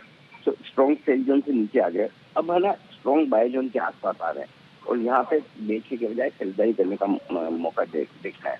17,775, 17,850 की रेंज है खरीदारी करने के लिए। तो जितना आप 17,800, 17,775 के आसपास ले पाए उतना बेहतर है। तो नीचे के लेवल के आसपास शॉर्ट कवरिंग और फ्रेश खरीदारी दोनों करने का मौका देखना चाहिए। बैंक निफ्टी का जहाँ तक सवाल है, एक हल्की फुल्की सपोर्ट की जगह 42,100 है। अगर आप थोड़े एग्रेसिव ट्रेडर से तो यहाँ पर खरीद सकते हैं, लेकिन अगर आराम से खरीदना चाहते हैं तो फिर ऐसे में आपको 41,725, 41,875 इस रेंज का इंतजार करना चाहिए। और अगर आज या कल में वहाँ मौका मिले तो वहाँ खरीदना चाहिए। तो मुझे लगता है कि दोनों तरफ अब आप नीचे की रेंज की तरफ आ रहे हैं जहाँ खरीदारी करनी है। मार्केट बिल्कुल परफेक्ट है, लोअर लेवल पर आपको लगेगा खराब हो रहा है, सपोर्ट ले लेता है, ऊपर के लेवल पर ऐसा लगता है कि अब बड़ी तेजी करने वाला है, वहाँ पर रुकावट आती है। इन केस नीचे नहीं आ रही, इससे पहले ऊपर पहुंचे तो आपको वापस 18,000, 18,050 की रेंज में आने पर वहाँ प्रॉफिट बुकिंग करनी है। 42,600, 700 की रेंज में अगर वापस आपको बैंक निफ्टी आता हुआ दिखे तो वहाँ प्रॉफिट बुकिंग करनी है। दोनों तरफ से ट्रेड मिलेंगे, उसकी तैयारी करनी चाहिए उतार चढ़ाव के बीच। और अगर आप एक तरफ का ट्रेड करना चाहते हैं तो ऊपरी स्तरों पर पोजीशन हल्की करने के बारे में सोच सकते हैं जी। ओके, तो यह है आपके लिए अनिल जी की तरफ से राय इस समय। थोड़ा यहाँ से और सेंटिमेंट सुधरते हुए देख रहे हैं सर, जहां तक ओवरऑल बाजार के मूड का सवाल है, क्योंकि आप कह रहे हैं निचले स्तर से रिकवरी है। सेंटिमेंट तो तभी सुधरेगा जब आपको एफआईएस के डेटा ठीक होते दिखेंगे। थोड़े शुक्रवार के सेशन में उन्होंने वायदा कारोबार में खरीदारी की थी, तो आज ग्लोबल संकेत प्लस एफएनओ के डेटा, उसके हिसाब से आपने थोड़ी आज तेजी देखी और थोड़े थोड़े मजबूती हुई, लेकिन एग्जैक्टली जहां से मार्केट को घूमना चाहिए वहीं पहुंचे। तो जब तक एफआईएस के डेटा 1-2 दिन तक आपको बिकवाली रुकने का, खरीदारी लौटने का, शॉर्ट कवरिंग का ये संकेत न दे, तब तक बाजार के ऊपर टिकना मुश्किल है। तो आई थिंक सेंटीमेंट उसी चीज से सुधरेगा। बाकी ग्लोबल मार्केट का जहाँ तक सवाल है, बहुत एक्शन ज्यादा नहीं है। अब देखिए 7500 पॉइंट डाउ फ्यूचर्स का कम होना कोई खास बात नहीं है। पिछले 5-6 दिनों से अमेरिकी बाजार अच्छी खासी तेजी कर रहे हैं, हम नहीं बढ़ पा रहे हैं, वो अलग बात है। तो अभी प्रॉब्लम ये है कि भारतीय बाजारों को थोड़ा सा अंडर परफॉर्म करने की आदत पड़ गई। जितना अमेरिका बढ़ेगा हम उतनी तेजी करेंगे नहीं, और गिरने का संकेत थोड़ा सा मिलेगा तो हम पहले बेचने की सोचते हैं। तो आई थिंक वो अंडर परफॉर्मेंस थोड़ी रहेगी, और उसको ठीक एक ही चीज कर सकती है, वो ये है कि एफआईएस की सेलिंग कहीं कहीं रुकती हुई नजर आए। जब तक नहीं आए तब तक ऊपर के लेवल पे आपको खरीदना नहीं है, हल्का रहना है, एग्जिट करने का सोचना है जी। ऊपर के लेवल्स पर हल्का रहना है, एग्जिट करने का सोचना है, बट फिलहाल निचले स्तरों से थोड़ी खरीदारी, थोड़ी रिकवरी बाजार में, तो लेवल्स और रेंज बाजार रिस्पेक्ट कर रहे हैं और उसी हिसाब से आप अपने ट्रेड्स भी कर सकते हैं। बहुत बहुत शुक्रिया अनिल जी इस समय की मार्केट स्ट्रैटेजी हमें समझाने के लिए। आइए बढ़ते हैं आगे, एक बिगुल लेते हैं सचिन जी की तरफ से BTS डबल टी।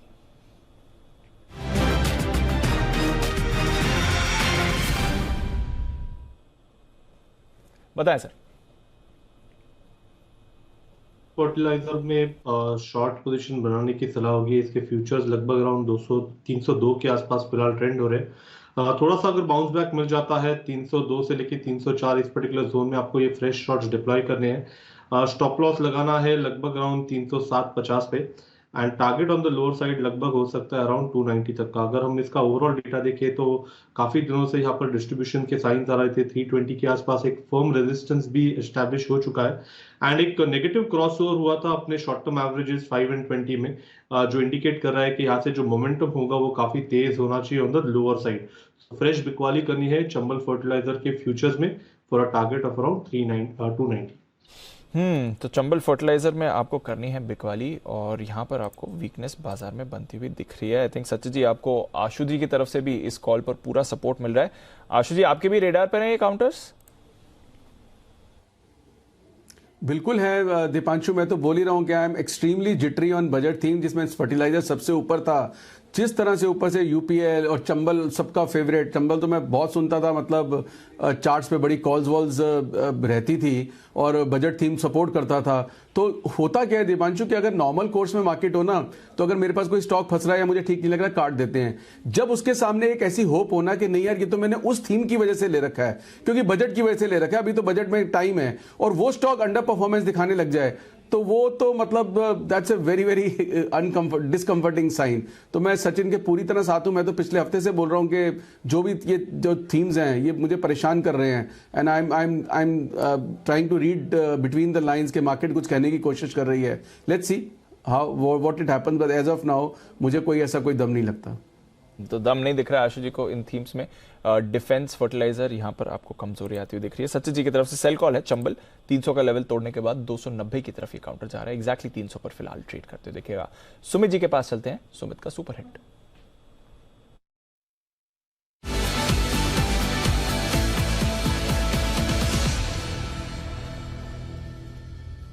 बताएं सुमित जी। दीपांशु, सेल कॉल ही रडार पे आया है। स्टॉक का अभी भाव चल रहा है 574 रुपया, 575 रुपया, 574। स्टॉक का नाम है आरती इंडस्ट्रीज। आरती इंडस्ट्रीज के अंदर सेलिंग प्रेशर देखने को मिल रहा है। आरती इंडस्ट्रीज कंटिन्यूसली एक वीकनेस में है, हर लेवल पे हर बाउंस बैक में इसमें सेलिंग आता है, और अभी भी ये डेज लो पे ट्रेड कर रहा है। आरती इंडस्ट्रीज में यहां से गिरावट बढ़नी चाहिए। एक दो दिनों के अंदर यहां से एक अच्छा सेलिंग प्रेशर आरती इंडस्ट्रीज में देखने को मिलना चाहिए। 590 591 ये स्टॉक का ऊपर में रेजिस्टेंस है, तो 590 के ऊपर का स्टॉप लॉस लगा के आरती इंडस्ट्रीज में यहां पे सीएमबी में बिकवाली करे। नीचे में 560 रुपए से लेके 550 रुपए तक के लेवल इस हफ्ते में आरती इंडस्ट्रीज में देखने को मिल सकते हैं। बिकवाली करके चलने का सलाह रहेगा आरती इंडस्ट्रीज। ओके, तो आरती इंडस्ट्रीज में बिकवाली करें, यह है आपके लिए सुमित जी की तरफ से राय।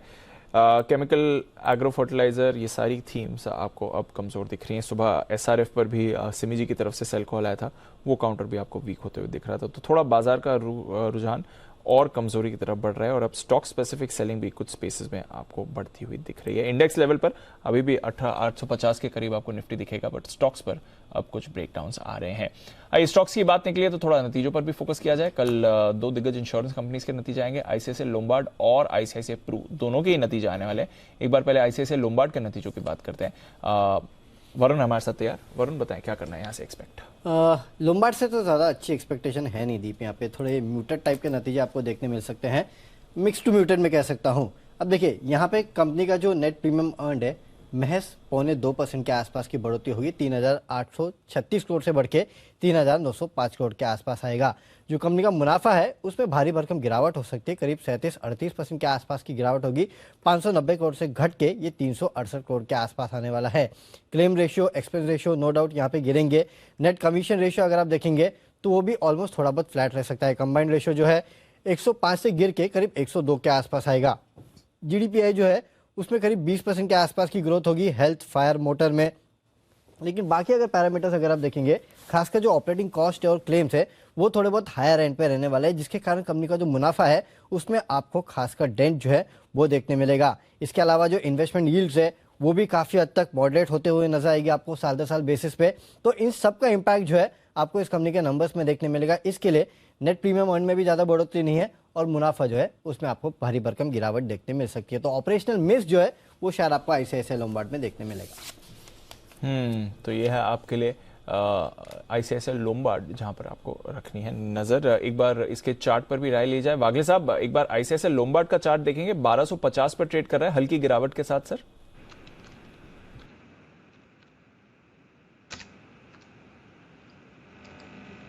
दीपांशु, पैटर्न में मुझे कोई कंफर्ट नहीं आ रहा है। मुझे लगता है ये 1200 तक तो जा ही सकता है, और 1200 अगर ब्रेक करता है तो फिर 1120 1130 तक भी जा सकता है। मैं अवॉइड करने की सलाह देता हूं। ओके, अवॉइड करने की सलाह है जहां तक आईसीआईसीआई लोम्बार्ड का सवाल है। आईसीआईसीआई प्रू, इसके भी नतीजे आने वाले कल, थोड़ी देर में वरुण से इसके नतीजों का भी अनुमान जानेंगे। पर उससे पहले आइए करते हैं बातचीत भसीन साहब के साथ और जानते हैं बाजार पर भसीन साहब का क्या नजरिया है, ऑफ कोर्स उनकी कॉल्स क्या आ रही है इस समय भसीन के हसीन shares.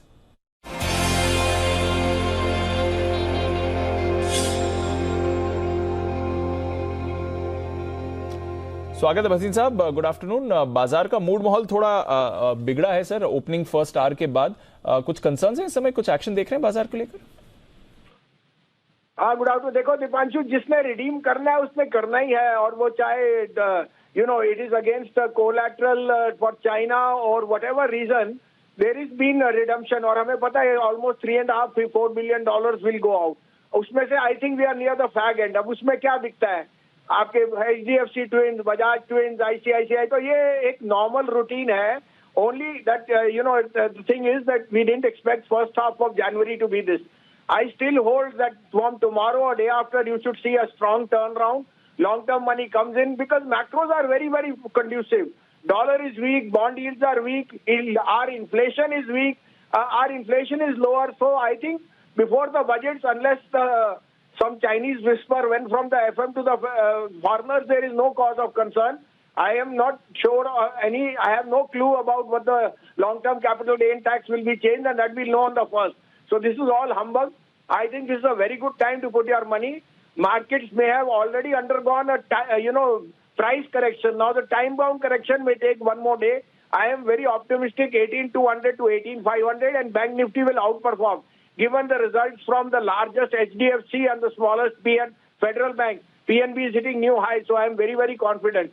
I'll give you an update also and today's calls also. बताएं अपने अपडेट्स और कॉल्स। तो अल्ट्राटेक सीमेंट, IDFC फर्स्ट, सुबह आपको 2 दिन से हिंदुस्तान कॉपर दे रहा हूँ, वो 130 बिक गया। Kotak, Muthoot, BEL, AU bank सारे अपने टारगेट हिट हो गए। हाँ, सुबह मैंने बजाज फिनसर्व दिया था, मैं अभी भी क्लैरिफाई करता हूं। Bajaj Finserv owns almost 52% in finance. It is the holding company of Bajaj Alliance Life Insurance. 100% it owns the asset management. It is the 100% owns the mutual fund trustee. So you cannot but make money. And I think ये जो humbug है on Bajaj, it is uncalled for. This is the time to put your money. So I continue to hold a target of 15,125 on Bajaj Finserv. Please buy it. Bajaj Finance में मैंने पहले भी call दी थी। अब जो 3 call है आप कहे तो मैं शुरू करूं। जी भसीन साहब बताएं आपकी फ्रेश कॉल सर। तो देखिए, सबसे पहले बजाज ऑटो लीजिए। मैंने पहले भी कहा auto sales from 2 wheelers will be blockbuster, and plus their margin and the export content for Bajaj Auto will be stand out. I continue to hold 3750, 3800 can come on Bajaj Auto before the budget. Keep a stop loss of 3530. Second pick is ICICI Bank. It has well defended 865. It has corrected from 950. The largest bank in the after HDFC will report stellar numbers. Target of 910. Stop loss of 848. And last but not least, the traffic at GMR Airport is robust, is unbelievable. 4 times more than Dubai. 40-45 में लीजिए. Stop loss of 39. 4350 to 44 is coming in GMR. Okay तो ये है आपके लिए GMR, एक तो सदाबहार फेवरेट है भसीन साहब का, और एक बार फिर से इस पर मोमेंटम भी देख रहे हैं। 40 के लेवल पर आपको मिल रहा है, खरीदारी करके चले।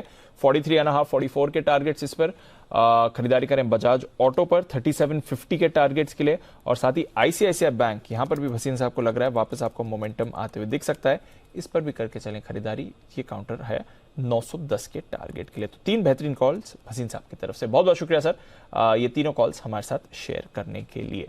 आइए बढ़ते हैं आगे और एक बार फिर से थोड़ी वीकनेस बढ़ी है। 890 900 के करीब आने के बाद वापस 850 तक निफ्टी आपको फिसलते हुए दिख रहा है। तो हल्की हल्की रिकवरी आती है और फिर से बाजार आपको फिसलते हुए दिख रहे हैं। ऊपरी स्तरों पर होल्ड करना बाजार के लिए मुश्किल हो रहा है।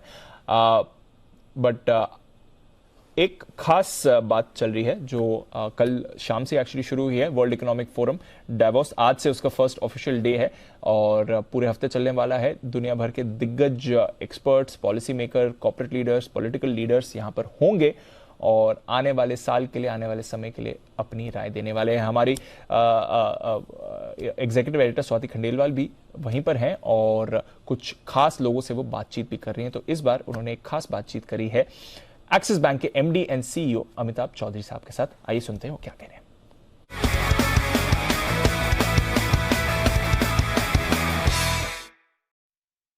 इन दिस नो सबसे पहले सर जो स्मूथ माहौल है इस वक्त और जिस तरह से इंडिया को वर्ल्ड देख रहा है, क्या आपने जो कॉन्वर्सेशंस की और जो एक्सपेक्टेशन इंडिया से अब बन के आ रही है, क्या दिख रही है? देखिए, इंडिया इस समय एक ऐसे मोड़ पे खड़ा है जहां वर्ल्ड की जो पूरी जो पॉलिटिकल सिचुएशन है, how the world economies are moving, India उस एंगल से बहुत अच्छा और बहुत वेल प्लेस्ड है। एक तरफ इंडिया जो रशिया यूक्रेन वॉर में जो भी हुआ और जो भी हो रहा है उसमें India is seen as someone जो एक इंटरलोक्यूटर है, जो हेल्प कर रहा है दोनों साइड्स को अपने एक इस इशू को रिजॉल्व करने में। G20 की प्रेसिडेंटशिप है हमारे प्राइम मिनिस्टर मोदी जी के अंडर में। चाइना +1, यूरोप +1 स्ट्रैटेजी के बारे में आप सुन रहे हैं। धीरे धीरे लोगों को लग रहा है कि वो सप्लाई चेन के लिए चाइना पर रिलाई नहीं कर सकते 100%। They need to create alternate supplies. India में वेंचर कैपिटल बहुत तेज़ी से आ रहा है। इंडिया के जो खुद की कंपनीज है, खुद अब वर्ल्ड और ग्लोबल स्टैंडर्ड्स अचीव कर चुकी हैं। सो आप जियोपॉलिटिकल देखें, आप इकोनॉमिक देखें और इंडिया की खुद की ग्रोथ और अपॉर्चुनिटीज देखें तो इंडिया बहुत वेल प्लेस्ड है। जहाँ तक बैंकिंग सिस्टम का सवाल है, बैंकिंग सिस्टम आज की तारीख में इतना सॉलिड, इतना वेल कैपिटलाइज बहुत समय से नहीं रहा है। सो मेरे हिसाब से अगर इकॉनमी में ग्रोथ आती है, बैंकिंग सिस्टम में क्षमता है उसको सपोर्ट करने की।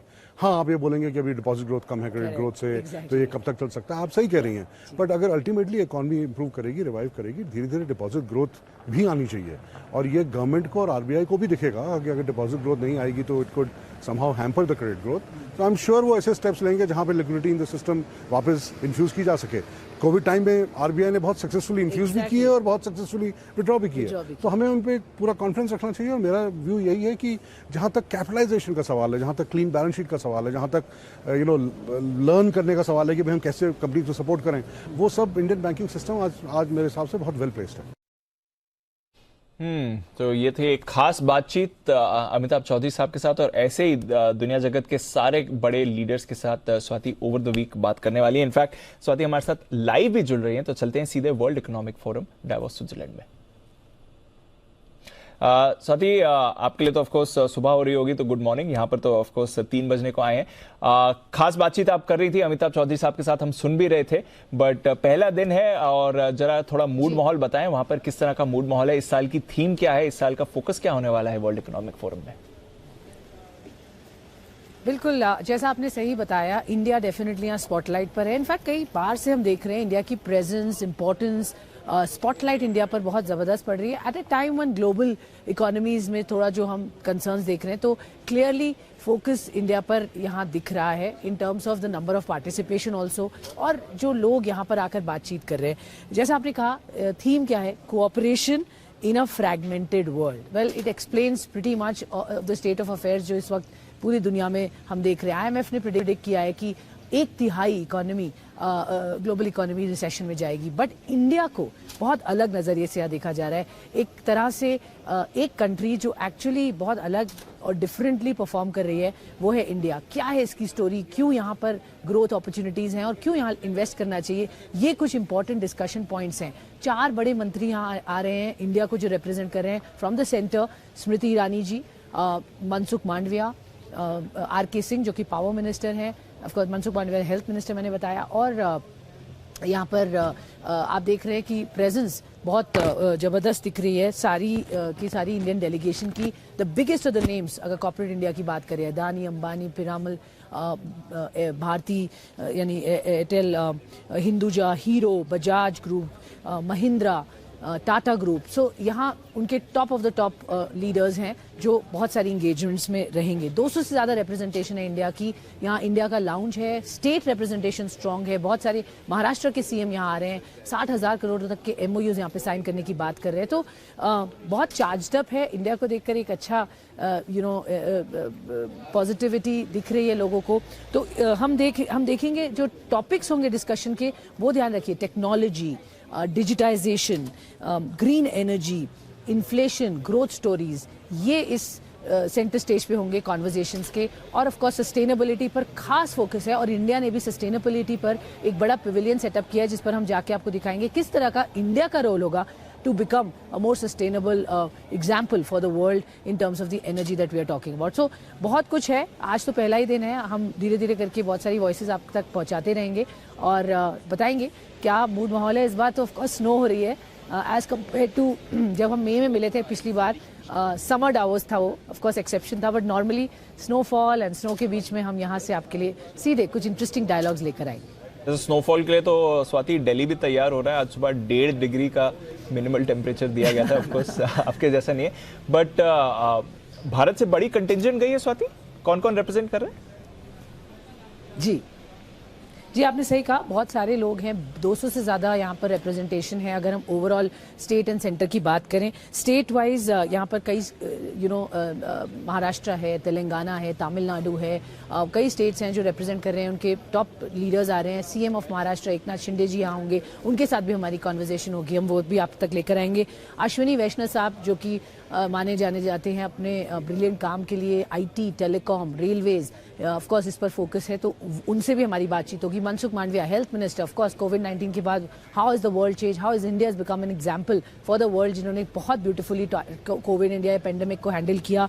इस पर स्मृति ईरानी जी जो women leaders and women development पर बात करेंगी, इंडिया की स्टोरी बताएंगी, और RK सिंह पावर एनर्जी जो कि यहाँ पर एक बड़ा थीम है, उसको रिप्रेजेंट करेंगे। सो स्टेट एंड सेंटर का बड़ा यहाँ पे एक डेलीगेशन है, और इसके अलावा भी हम कॉर्पोरेट इंडिया पूरी देख ही रहे हैं, बहुत सारे लोग यहाँ आने ही वाले हैं और उनके साथ बातचीत आप देखते ही रहेंगे। तो चलिए, ये है आपके लिए पूरा का पूरा डावोस का सेटअप, और ऑफ कोर्स रोज हम स्वाति जी से बात भी करेंगे, अपडेट्स भी लेंगे, एंड ऑफ कोर्स जितने भी बड़े इंटरव्यूज स्वाति वहां पर करेंगी लीडर्स के साथ, कॉर्पोरेट लीडर्स के साथ, वो भी आपको दिखाया जाएगा। बहुत बहुत शुक्रिया स्वाति, और आपसे फिर से जल्द करेंगे हम बातचीत। बढ़ते हैं आगे, एक कॉल आ रही है किरण जी की तरफ से, आइए बिगुल किरण का कमाल।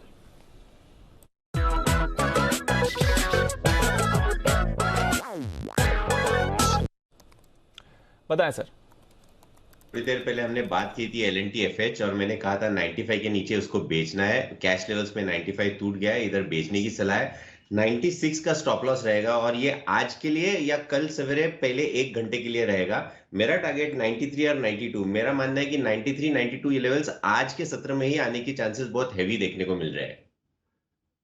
तो किरण जी जो बात कर रहे थे, 98 क्रॉस नहीं करा L&T फाइनेंस ने, और अब फिसलने के लिए तैयार हो रहा है, तो सेल है L&T फाइनेंस पर, और सबसे स्ट्रॉन्ग मूवर था वायदा बाजार में, बट 96 के लेवल पर किरण जी से हमने बात करी थी, वहां से ऑलरेडी 94 पर आ गया, और अब 93 और 92 के टारगेट्स हो रहे हैं इस पर तैयार। आइए सुमित जी के लिए भी बिगुल, सुमित का super hit.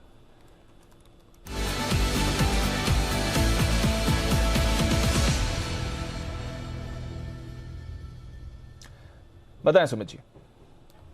Deepanshu, cell call मेरे रडार पे आया है। मार्केट्स के अंदर सेलिंग प्रेशर है, डेज लो के आसपास मार्केट ट्रेड कर रहा है, कुछ कुछ स्टॉक में सेलिंग देखने को मिल रहा है।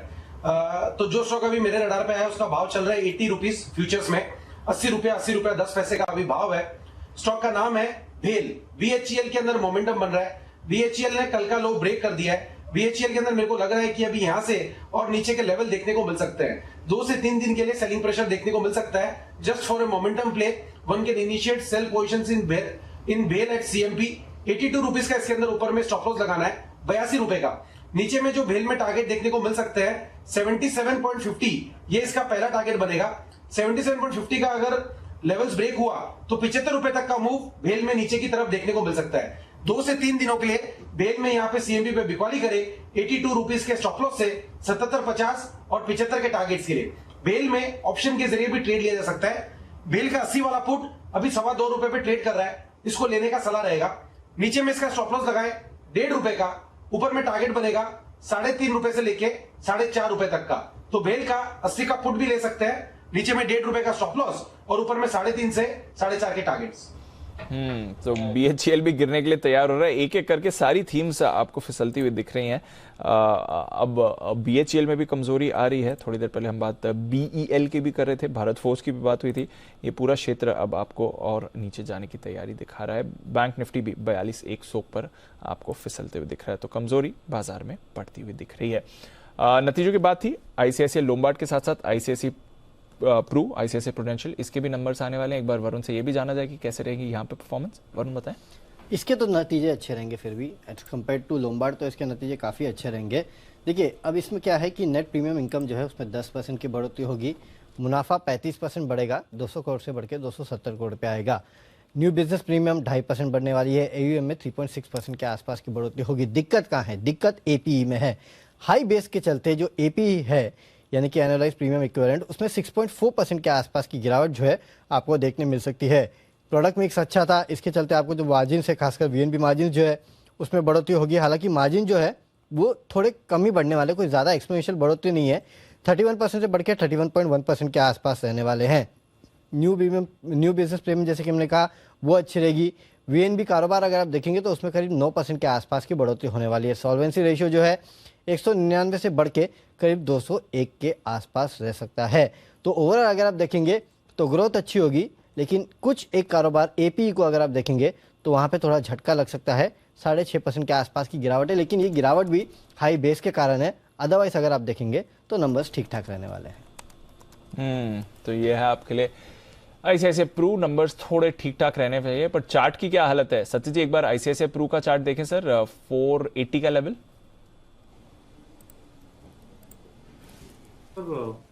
एक्चुअली थोड़ी सी यहाँ पर स्ट्रेंथ नजर आ रही है। जिस तरीके से वापस ये एक रिबाउंड बना रहा है, एक इनवर्स हेड एंड शोल्डर यहाँ पर डिपिक्ट तो कर रहा है, बट ब्रेकआउट की जरूरत होगी 485 लेवल के ऊपर।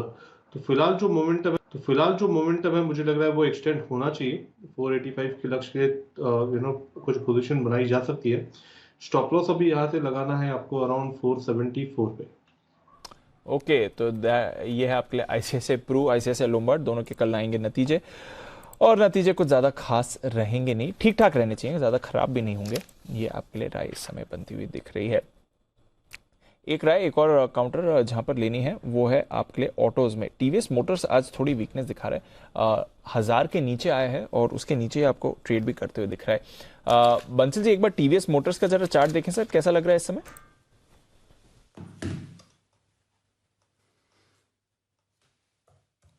दीपांशु, TVS मोटर का अगर हम चार्ट देखें तो बेसिकली चार्ट खराब है। चार्ट खराब है, फ्राइडे के लोस के नीचे निकला है। और मोस्ट इंपॉर्टेंट क्या है दीपांशु, 1000 का एक इंपॉर्टेंट पिवट था, उसके नीचे कंटिन्यूसली सस्टेन कर रहा है। तो बिकवाली की राय तो दीपांशु नहीं दे रहा हूं, बट थोड़ा सा कॉशियस होना चाहिए। जिन्होंने शॉर्ट टर्म के लिए ट्रेडिंग के नजरिए से लॉन्ग्स इनिशिएट कर रखे हैं, उनको मेरे समझ से यहाँ पर दीपांशु निकल जाना चाहिए। और दीपांशु अगर कोई कतार में नहीं है तो मेरी और कुणाल जी के चार्ट कॉर्नर के बिगुल की गुजारिश है। सर दूर दूर तक कतार में नहीं है, पूरी कतार खाली है। आप ही से हो रही है शुरू। आइए चार्ट कॉर्नर राकेश जी, कुणाल जी के लिए।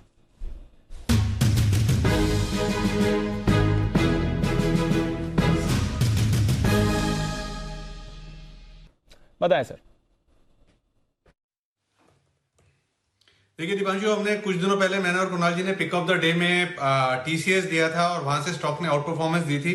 और आज हम IT स्पेस से हमारी पसंद है टेक महिंद्रा में देखें तो एक नीट क्लीन क्लियर रिवर्सल देखने को मिल रहा है। स्टॉक के अंदर ब्रेकआउट हुआ था 15 दिसंबर को और उसके बाद स्टॉक साइडवेज हो गया था और पूरी कंसोलिडेशन उस पूरे जो जोन है उसके ऊपर स्टॉक निकल रहा है और गिरते बाजार में एक परफेक्ट BTST वाला कैंडिडेट है। कल फर्स्ट हाफ में मतलब कि अच्छी रैली दिखा सकता है और जिस तरीके का टेक्निकल स्ट्रक्चर है 30-40 रुपए की अपसाइड यहां पर कल परसों में मुमकिन लगती है। ओवर टू कुणाल जी। देखिए दीपांशु, अगर आप इस चार्ट को देखें तो लगभग 6-8 महीने से टेक महिंद्रा एक सीमित दायरे में कारोबार कर रहा है और ये दायरा 1000 रुपए से 1150 के बीच है, यानी कि 150 अंकों का ये दायरा है जिसमें पिछले 6 महीने से टेक महिंद्रा ट्रेड कर रहा है। 1000 के लेवल से इस बार भी हमने एक बड़ा अच्छा बाउंस आते हुए देखा और हमें लगता है इस बार भी आपको 1150-1160 के लेवल्स आते हुए दिखेंगे। तो खरीदारी की राय है इन स्तरों पर टेक महिंद्रा में 1020 पर स्टॉप लॉस रखकर बाय करें। पहला टारगेट होगा 1060 रुपए का 1060 का, और इवेंचुअल टारगेट 1090 रुपए का 1090 का। तो 1090 के लक्ष्य के लिए टेक महिंद्रा में खरीदारी करें, 1020 पे रख लें स्टॉप लॉस। तो ये है आपके लिए टेक महिंद्रा, जिस पर आपको करनी है खरीदारी। आईटी आज का एक सोल मूवर है जो बाजार को थोड़ा सहारा देने की कोशिश कर रहा है, बट उसमें भी select IT stocks he move कर रहे हैं, सारे आईटी स्टॉक्स नहीं भाग रहे हैं। बट हाँ, tech Mahindra, HCL tech relatively better performance है। विप्रो इन्फी में भी हल्की हल्की आपको मूव आ रही है। मिड कैप आईटी उतनी खास मूव नहीं है। कोफोर्ज, बिरला सॉफ्ट में आपको फिर भी थोड़ा पॉजिटिव एक्शन दिखेगा, बट उसके अलावा फिर आईटी भी उतनी बड़ी मजबूती नहीं दिखा रहा है। बट एटलीस्ट थोड़ी तो स्ट्रेंथ आपको कहीं से आती हुई इस बाजार में दिख रही है। एक बार फिर से 17,900 के करीब आ रहे हैं बाजार। तो पिछले 1 घंटे से या पिछले एटलीस्ट आधे घंटे से हम देख रहे हैं कि 40-50 पॉइंट की मूव में निफ्टी पर मूव आ रही है, बट उसके विद इन थोड़ी शार्प मूव आपको आती हुई दिख रही है। छोटे बैंड में थोड़ा उतार चढ़ाव आपको बाजार दिखा रहा है। बट एक स्टॉक जो क्लियरली कमजोर है, सुबह वीक था, उसके बाद और भारी सेलिंग प्रेशर आया, वायदा बाजार का टॉप लूजर है, और वो है पीवीआर। आज तेज गिरावट दिख रही है, इसकी कोई खास वजह तो ये जानना चाहेंगे नुपुर के साथ। नुपुर बताइए, इसमें आज कुछ नया ट्रिगर है? नया तो पता नहीं, लेकिन कोटक ने डाउनग्रेड की सीरीज शुरू की है। जब भी वो किसी स्टॉक को डाउनग्रेड करते हैं वहां पे काफी बड़ा मूव होता है। आज पीवीआर पे फ्राइडे को भी स्टॉक एक बड़ा हाँ, ठीक है, तो बताइए इसमें कौन सा। तो आज पीवीआर पे डाउनग्रेड है उनका, जहां पे उन्होंने ऐड पहले बाई की रेटिंग हुआ करती थी, उसे डाउनग्रेड करके ऐड कर दिया, और जो उनका लक्ष्य है वो 16% से कट किया है। पहले 2200 का लक्ष्य हुआ करता था, वो 1850 का लक्ष्य उन्होंने कर दिया। उनका क्या कहना है, क्लियरली उन्होंने कहा है कि बॉलीवुड का जो नेट बॉक्स ऑफिस कलेक्शन है वो पोस्ट पैंडेमिक के बाद वहां पर स्ट्रक्चरल चेंजेस आए हैं। अगर कोई मीडियोकर मूवी आती है बॉलीवुड की तो लोगों का रुख उस तरफ नहीं होता है, फुटफॉल्स कम होते हैं, ऑक्यूपेंसी लेवल्स कम होते हैं, और इसी पे उन्होंने ऑक्यूपेंसी के जो टारगेट्स है आने वाले 2 साल के उसमें कटौती करी। उनका कहना है कि कोई भी मीडियोकर मूवी आती है तो लोग अब वेट करते हैं कि वो ओटीटी पे आए, इसकी वजह से यहाँ पे फॉल आएगा आने वाले 2 सालों में। हालांकि मर्जर पे भी उन्होंने कहा है कि मर्जर के बाद एक बड़ी लिस्टेड कंपनी होगी आइनॉक्स और पीवीआर, जहाँ पे 17 से 19% का स्क्रीन काउंट उनका होगा, 50% शेयर होगा। मल्टीप्लेक्स की बात करें तो 36 से 38% का नेट बॉक्स ऑफिस कलेक्शन भी इस मर्ज्ड एंटिटी का होने वाला है। लेकिन अगर नंबर्स पे देखें तो ऑक्यूपेंसी लेवल पे अभी भी प्री पैंडेमिक लेवल के नीचे पीवीआर और आइनॉक्स दोनों, और मर्ज्ड कंपनी पे उन्होंने कहा कि जो शुरुआती 9 महीने रहे FY23 के, वहां पे 26% की ऑक्यूपेंसी लेवल थी। प्री पैंडेमिक के पहले करीबन 32% की ये ऑक्यूपेंसी लेवल आती थी। अगर 100 बेसिस पॉइंट से ऑक्यूपेंसी लेवल गिरती है तो उसका सीधा इम्पैक्ट मार्जिन्स पर पड़ता है, वहां पे 150 बेसिस पॉइंट की कटौती आती है, और जो मुनाफा होता है वो 8 से 10% का इम्पैक्ट वहां पर दिखता है। फिलहाल उन्होंने FY24 की ऑक्यूपेंसी लेवल में कटौती की, उन्होंने कहा कि 29% रह सकती है। मर्ज्ड कंपनी है, उसका मुनाफा वहां पे उन्होंने 15 से एक्चुअली 40% की गिरावट वहां से उन्होंने लक्ष्य को घटाया है, और उनका जो FY24 का प्राइस टू अर्निंग्स वैल्यू दिए वो करीबन 25 टाइम्स की, इस पे 1850 का टारगेट आता है। अब उनका यही मानना है कि सिनर्जी बेनिफिट तो है, करीबन 220 करोड़ के जो मोनेटाइज होंगे मर्जर्स के बाद, लेकिन अगर मूवी में दम नहीं है, मीडियोकर मूवी है, तो नेट बॉक्स ऑफिस कलेक्शन आना डिफिकल्ट है। तो मूवी की क्वालिटी पर ही ये सवाल उठा रहे हैं और इसलिए परफॉर्मेंस नहीं आ रही है। बॉलीवुड की मूवी क्वालिटी पर उन्होंने सवाल उठा दिया। अगर मीडियोकर मूवी है तो डिफिकल्ट है कि ऑक्यूपेंसी लेवल्स आएंगे। ये पॉइंट तो बंसल जी भी काफी टाइम से रेज कर रहे हैं। बंसल जी, जो आप कह रहे थे वही एग्जैक्टली अब कोटक ने भी हाईलाइट करी है। ऑफ कोर्स उसके बाद थोड़ा स्टॉक गिरा भी है। सर, आपकी इस पर व्यू? देखिए, मैं दीपांशु, मेरा कहना अलग है। देखिए, वो तो कह रहा है मीडियोकर मूवी, अब तो मूवी ऑफ द मतलब कि ईयर आने वाली है पठान, 25 जनवरी। दीपांशु, एक बार को क्राउड जाएगा। अभी मैं आशु जी स्क्रीन पे बैठे हुए हैं, आप उनसे आज गलत सवाल पूछ रहे हैं। वो कह रहे हैं अनरियलिस्टिक एक्शन, जैसे अनरियलिस्टिक कॉल नहीं चलती, अनरियलिस्टिक एक्शन नहीं चलता। तो दीपांशु एक चीज देखे, RRR को आप देखो कहां से कहां पहुंच गई है। उसमें तो मतलब कि अनरियलिस्टिक को भी पीछे छोड़ दिया, किस तरीके का एक्शन था। तो अभी मूवी आएगी, मेरे को लगता है दीपांशु की क्राउड वापस जाएगा, एक बार को क्राउड जाएगा, और अगर मूवी में दम होगा तो पीवीआर दोबारा से चमकेगा दीपांशु। तो वेट एंड वॉच करना चाहिए। मतलब कि हिस्ट्री हमेशा रिपीट नहीं करती है। जैसे नुपुर ने बोला कि कोटक की सेल रिपोर्ट पे एक्शन होता है, लॉरेंस गिर गया तो गिर गया। लॉरेंस में नुपुर कोटक अकेला नहीं था, हम लोगों ने भी सेल दिया था वहां पर। तो वेट एंड वॉच करना चाहिए। 25 जनवरी ज्यादा दूर नहीं है, और मेरा ऐसा मानना है दीपांशु क्राउड आएगा। और मैं तो डेली चेक कर रहा हूं, अभी एडवांस बुकिंग पीवीआर पे शुरू नहीं हुई है। जैसे ही शुरू होगी तो पहले तो बुकिंग मैं ही करूंगा वहां पर। चलिए, तो पठान के लिए तो बंसल जी की थम्स अप आ ही गए, मूवी से पहले देखने भी जाएंगे। आई थिंक यूएस में ऑलरेडी प्री बुकिंग शुरू हो गई और वहां पर अच्छा रिस्पांस आया है। आशु जी, आप देखने जाएंगे पठान? दीपांशु, मैं राकेश जी को ही बोल रहा था कि पठान आफ्टर लॉन्ग टाइम, एक गैप के बाद शाहरुख की मूवी आ रही है, तो वो मतलब ओपनिंग तो अच्छी मिलेगी, लेकिन अगर अनरियलिस्टिक और इरैशनल एक्शन होगा तो आई थिंक वो जो वर्ड ऑफ माउथ से चीज़ होती है ना, वो पता नहीं उसके बाद क्या होता है, क्योंकि वो जो फॉलो अप बाइंग जैसे कहते हैं, फॉलो अप जो व्यूइंग है ना, वो बहुत इंपॉर्टेंट है। बट दीपांशु, मैं एक और चीज़ बोल रहा हूँ कि जिस तरह से जो कॉन्सेप्ट ये जो OTT का आ गया है, मतलब अपने घर के कंफर्ट में ग्रेजुअली, मतलब जो PVR की पॉपुलेशन है ना, नो मैटर व्हाट यू से कि वो एक्सपीरियंस डिफरेंट है, that's an experience, that's an movie, वो कहीं ना कहीं मैं देख रहा हूँ उसमें जो है ना फुटफॉल कम होता जा रहा है। एंड फॉर एग्जाम्पल अभी दिल्ली में जो जिस तरह की ठंड पड़ रही है दीपांशु, अपने घर के बाहर मतलब जो बेसिक रिक्वायरमेंट है उसके लिए जाना मुश्किल हो जाता है, या मन नहीं करता, या यू फील लेजी और you want to be in your cosy home. तो ग्रेजुअली इस तरह के जो एक्सट्रीम वेदर्स और बाकी सारी चीजें भी, और ओवरऑल जो एक आदत एक हो गई है, मुझे ना, मैं बहुत ज्यादा बुलिश नहीं हूं इस कॉन्सेप्ट पे कि मतलब ये PVR वगैरह पे, दो इट्स एन एक्सपीरियंस, बट कहीं ना कहीं ये जो OTT की जिस तरह की प्रेजेंटेशन है, पेनिट्रेशन है, और आप ये देखिए मतलब अभी तक अगर मुझे पिछले दिनों में याद है तो I think the only good movie which was recommended was Drishyam 2, वो भी प्राइम पे आ चुकी है इस वीक में। तो इस तरह से ना मतलब मोर एंड मोर पॉपुलेशन अब थोड़ा वेट करती है, कोई बहुत ज्यादा वो नहीं होता। तो मैं ओवरऑल थीम पे बहुत ज्यादा बुलिश नहीं हूं। May be 1 or 2 movies can do good, and अब जो है ना कंटेंट के लिए भी पब्लिक भी बहुत स्मार्ट हो गई है, मतलब बहुत ही अच्छा कुछ नजर आया। अब रन ऑफ द मिल चीजें भी नहीं चलती हैं। सो आई थिंक लाइक जैसे वो run of the mill stocks नहीं चलते हैं, या मार्केट में हर कोई स्टॉक नहीं चलता है, हर कोई थीम इतना आसान नहीं हो गया। ये मूवी बनाना, मूवी देखना और मूवी चलाना भी बहुत आसान नहीं रहा है। सो एज आई सेड कि अगर रियलिस्टिक एक्शन होगा तो जरूर होगा, अगर अनरियलिस्टिक एक्शन होगा तो I think after first week again it will come down. तो वही है, वीक इन वीक आउट वाली अब परफॉर्मेंस की बात हो रही है। अगर आप अच्छी मूवीज हैं, अच्छे कलेक्शन में लोग जाएंगे तो अच्छी परफॉर्मेंस दिखेगी, अदरवाइज यहाँ पर थोड़ा कंसर्न आपको दिखेगा। खैर एनीवे, स्टॉक में आपको कमजोरी दिख रही है, और लॉरस के बाद दूसरा ऐसा स्टॉक है जो आपको कोटक की रिपोर्ट के बाद नेगेटिव रिएक्शन दिखा रहा है, 4% नीचे PVR डेज लो पर ट्रेड करते दिख रहा है। आइए वागले साहब के पास चलते हैं, कतार में है वागले साहब। एक बिगुल वागले का बंडर।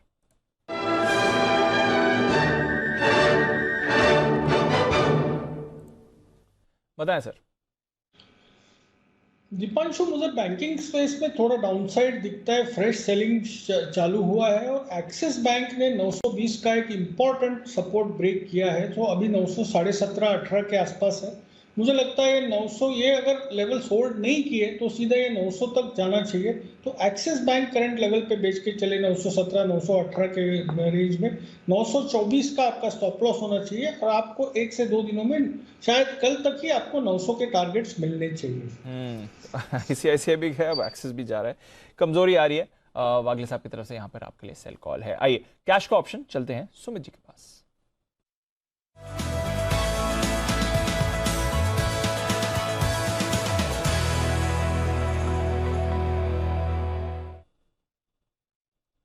बताएं सर।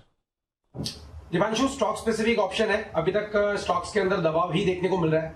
232 233 ये अभी स्टॉक का भाव चल रहा है फ्यूचर्स के अंदर। तो स्टॉक का नाम है M&M फाइनेंस। तो ऑप्शन के जरिए यहाँ पे M&M फाइनेंस के अंदर पुट लेने का सलाह रहेगा। 230 वाला पुट अभी 4 रुपए पे ट्रेड कर रहा है, 4 रुपए 5 पैसे, इसको लेने का सलाह रहेगा। महिंद्रा एंड महिंद्रा फाइनेंस के अंदर दबाव देखने को मिल रहा है। पिछले 7 से 8 दिनों में स्टॉक एक साइडवेज ट्रेंड में ट्रेड कर रहा था, और अभी कल का लो ब्रेक कर रहा है। तो मेरे को ऐसा लग रहा है कि महिंद्रा एंड महिंद्रा फाइनेंस के अंदर यहां से थोड़े से नीचे के लेवल देखने को मिल सकते हैं, और स्टॉक में नीचे में 225 रुपए 222 रुपए तक के लेवल आने वाले दिनों में देखने को मिल सकते हैं। तो ऑप्शन के जरिए M&M फाइनेंस का 230 वाला पुट यहाँ पे CMP पे खरीदारी करके चलने का सलाह रहेगा। नीचे के अंदर इसमें 2.5 रुपए का स्टॉप लॉस लगाना है, ऊपर में इसमें 6 रुपए का पहला टारगेट बनेगा, 8 रुपए का दूसरा टारगेट बनेगा। तो M&M फाइनेंस का 230 का पुट खरीदारी करें 2.5 के स्टॉप लॉस से 6 से 8 के टारगेट्स के लिए। ओके, 6 से 8 के टारगेट के लिए खरीदारी करनी है M&M फाइनेंस के पुट की। 230 का पुट खरीदना है, करीब 4 रुपए में आपको मिल रहा है, डबल होने की क्षमता ये रखता भी है। जिस तरह से ब्रेकडाउन आ रहे हैं कुछ काउंटर्स में, वीकनेस यहाँ पर भी आपको बनती हुई दिखेगी। ओके, नजर रहेगी M&M फाइनेंस पर। आइए बैन से बेनिफिट अपडेट ले लेते हैं। GNFC और इंडिया बुल्स हाउसिंग तो कई समय से बैन में बने हुए हैं, क्या कुछ बदलाव हो सकता है इस लिस्ट में, आशीष भाई बताएंगे।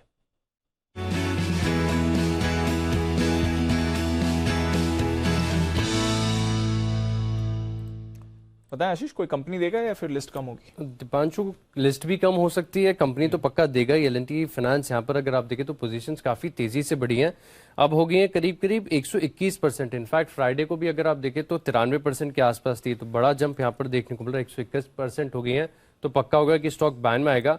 लेकिन इंडियाबुल्स हाउसिंग फाइनेंस फिलहाल थोड़ा सा कंफ्यूज कर रहा है, क्योंकि काफी देर से मैं इसको क्लोजली देख रहा हूँ, पोजीशंस घट नहीं रही हैं, लेकिन बॉर्डर लाइन पर बना हुआ है, 80% से नीचे नहीं आई है। प्रिसाइजली अगर आपको बताऊं तो 81.16% है इसकी मार्केट प्राइस पोजीशन लिमिट। अगर 80% से नीचे आती है, वैसे भी अगर आप देखें तो करीब करीब 17 मिनट बचे बाजार बंद होने के लिए, पोजीशन घटती है तो हो सकता है कि बैन से बाहर आ जाए। बाकी GNFC अभी 89% पर है, तो ये स्टॉक बैन में बना रहेगा। मैं एक और बार फिर से आपको बताता हूँ, L&T फाइनेंस बैन में आ जाएगा, यहाँ पर पोजीशंस काफी ज्यादा 121% है। इंडियाबुल्स हाउसिंग फाइनेंस पॉसिबिलिटी नजर आ रही है क्योंकि 81% पर है, और GNFC करीब 89% के साथ जो बैन लिस्ट में है वो बना रहेगा। तो ये है आपके लिए इंडियाबुल्स हाउसिंग, जो शायद बैन से बाहर आ सकता है। L&T फाइनेंस तो बैन में जा रही है, ये कंफर्म हो गया। बड़ी पोजीशन 121% है। 121 हो गया, ओके। तो L&T फाइनेंस तो बैन में जा रहा है। किरण जी, पोजीशन में कुछ चेंज करना है सर L&T फाइनेंस की जो अभी आपने दी थी? बिल्कुल शॉर्ट पोजीशंस रहने चाहिए, लॉन्ग पे ट्रैप हो चुके हैं, तो मेरा मानना है कि लॉन्ग अनवाइंडिंग की वजह से मैंने जो टारगेट्स दिए वो कल सवेरे देखने को मिल जाने चाहिए। ओके, वागले साहब, इंडियाबुल्स हाउसिंग बैन से शायद बाहर आ सकता है, थोड़ा उतार चढ़ाव भी दिखा रहा है, इसके चार्ट पर काउंटर पर कोई राय? 140 का लेवल। दीपांशु, स्टॉक का नाम बताएंगे, मैं सुन नहीं पाया। इंडियाबुल्स हाउसिंग, वागले साहब। दीपांशु, बेचना तो नहीं चाहिए यहाँ पर, क्योंकि आज for a change Indiabulls is showing strength और 140 का लेवल्स होल्ड कर रहा है। पिछले 5 दिनों से आई थिंक 3 या 4 बार ये 135 और 38 के बीच में बॉटम बना के घूमा है, बट बाय करने की मुझे ये माहौल में सलाह मेरी नहीं होगी। 138 145 के रेंज में रहेगा। तो 138 145 के रेंज में ही रहने वाला है, कुछ ज्यादा खास मूवमेंट वागले साहब एक्सपेक्ट नहीं कर रहे हैं, बट पॉसिबिलिटी है, संभावना है कि कल शायद बैन लिस्ट से बाहर आ जाए इंडियाबुल्स हाउसिंग। बट बदलाव हो रहे हैं बाजार में और बाजार के स्ट्रक्चर में। हमने आपको सबसे पहले बताया था पिछले साल कि कैसे T+1 सेटलमेंट आ रहा है सेबी में। अभी T+2 सेटलमेंट है, जिस दिन आप लेते हैं उसके 2 दिन बाद आपको उसकी डिलीवरी मिलती है उस शेयर की। अब ये T+1 में मूव कर रहा है और बस 2 ही हफ्ते हैं जहां पर अब सारे स्टॉक्स, ऑलरेडी फेज वाइज ये शुरू हो चुका है पिछले साल अक्टूबर से, बट 2 हफ्तों में आप देखेंगे कि सारे स्टॉक्स अब T+1 सेटलमेंट में चले जाएंगे। इस पर एक तो अपडेट और किस तरह से ये प्रक्रिया आई है। एक समय में तो 15 दिन लगते थे डिलीवरी के लिए, अब आप 1 दिन में डिलीवरी ले लेंगे, ये समझते हैं आशीष के साथ। आशीष, बड़ा एवोल्यूशन हो रहा है, क्या है ये नया बदलाव, बताएं। बिल्कुल दीपांशु, बड़ा एवोल्यूशन यहाँ पर देखने को मिला। जैसे आप बता रहे थे कि एक समय ऐसा लगता था कि 15-20 दिन आपको सेटलमेंट पूरे लगने में लगते थे, अब अगर आप देखें तो T+1 के साथ जो है शुरुआत हो रही है। जैसा कि आप बता भी रहे थे कि अब जैसे 27 जनवरी है, इसके बाद से सभी जो blue chip large cap stocks हैं इनमें T+1 सेटलमेंट आपको देखने को मिलेगा। लेकिन आगे जाकर हम देखेंगे कि लिस्ट जो है फर्दर एक्सटेंड होगी और आगे जितने भी स्टॉक्स हैं सब में T+1 सेटलमेंट होगा। बड़ी बात यह कि भारत अगर आप देखें तो इसमें लीडर साबित हुआ है, क्योंकि अब तक जितने भी बाजार अगर आप देखें तो यूएस हो, यूरोप, चाइना, जापान, कहीं की भी मार्केट्स में आप देखें तो अधिकतर में T+2 क्या T+3 के भी सेटलमेंट जो है यहाँ पर आपको देखने को मिल रहे हैं। ऐसे में भारत T+1 के साथ जो है फेज वाइज शुरुआत कर रहा है और इसकी जानकारी भी सबसे पहले आपको जी बिजनेस ने दी थी। फरवरी 2022 में यहाँ पर कहा गया था कि इसको जो है फेज्ड वाइज मैनर में शुरुआत किया जाएगा और इसकी जो शुरुआत हुई थी बड़ी इंटरेस्टिंग हुई थी कि जो टॉप मार्केट कैपिटलाइजेशन वाली मार्केट कैप वाली जो कंपनीज है, इनका जो बॉटम था वहां से इनकी शुरुआत की गई थी और महीने के हर आखिरी शुक्रवार को 500 स्टॉक्स की जो लिस्ट थी उसे एनालाइज करके फिर इनमें स्टॉक्स को जोड़ा जाता था। अब अगर आप देखें तो यहाँ पर करीब 27 जनवरी से 192 शेयर फर्दर यहाँ पर जुड़ते हुए नजर आएंगे। लेकिन जैसे कि इस एवोल्यूशन की आप बात कर रहे थे, बहुत ज्यादा इंटरेस्टिंग है। जैसे कि डीमैट अकाउंट्स के साथ जब ट्रेडिंग की शुरुआत हुई थी 1996 में, तब जो सेटलमेंट साइकिल थी T+5 की थी। इसके बाद इसको 2002 में फर्दर रिवाइज किया गया था, T+3 हो गया, 2003 में T+2 और अब फाइनली अगर हम देखें तो T+1 की तरफ हम बढ़ते जा रहे हैं। लेकिन बड़ा एवोल्यूशन है। इनफैक्ट अगर आप इसको जब ऑफलाइन ट्रेडिंग होती थी वहां से कंपेयर करके देखेंगे तो बड़ी प्रोग्रेस जो है इंडियन कैपिटल मार्केट्स ने देखी है। बिल्कुल, तो एक ज़माने में जब 2 हफ्ते 3 हफ्ते का सेटलमेंट ड्यूरेशन होता था, फिजिकल डिलीवरी होती थी, वहां से अब आप सिर्फ T+1 एक ही दिन में ये डिलीवरी देते हुए देखेंगे। आशुष सर, बड़ा स्टेप आ रहा है, जिस हिसाब से नंबर ऑफ रिटेल इन्वेस्टर्स भी बढ़े हैं, बाजार में पार्टिसिपेशन भी बढ़ा है, और सिंप्लीफाई कर देगा ये प्रोसेसेस को सर? दीपांशु, ब्रोकर्स का काम थोड़ा और बढ़ जाएगा और थोड़ा टफ हो जाएगा क्योंकि टाइमलाइंस कम है, but overall as a theme, as a process, this is very good और बहुत बढ़िया है। ऐसा ही होना चाहिए, बहुत अच्छा है। क्योंकि पब्लिक जो बाय एंड लार्ज है थोड़ा हैबिचुअल नहीं होती, because then this becomes a very fast moving world. तो उसके लिए कुछ कभी कभी चैलेंजेस आते हैं, कुछ पॉकेट्स और कुछ ट्रांचेस में, but otherwise I think it's a very good thing और बहुत बढ़िया चीज़ है ये।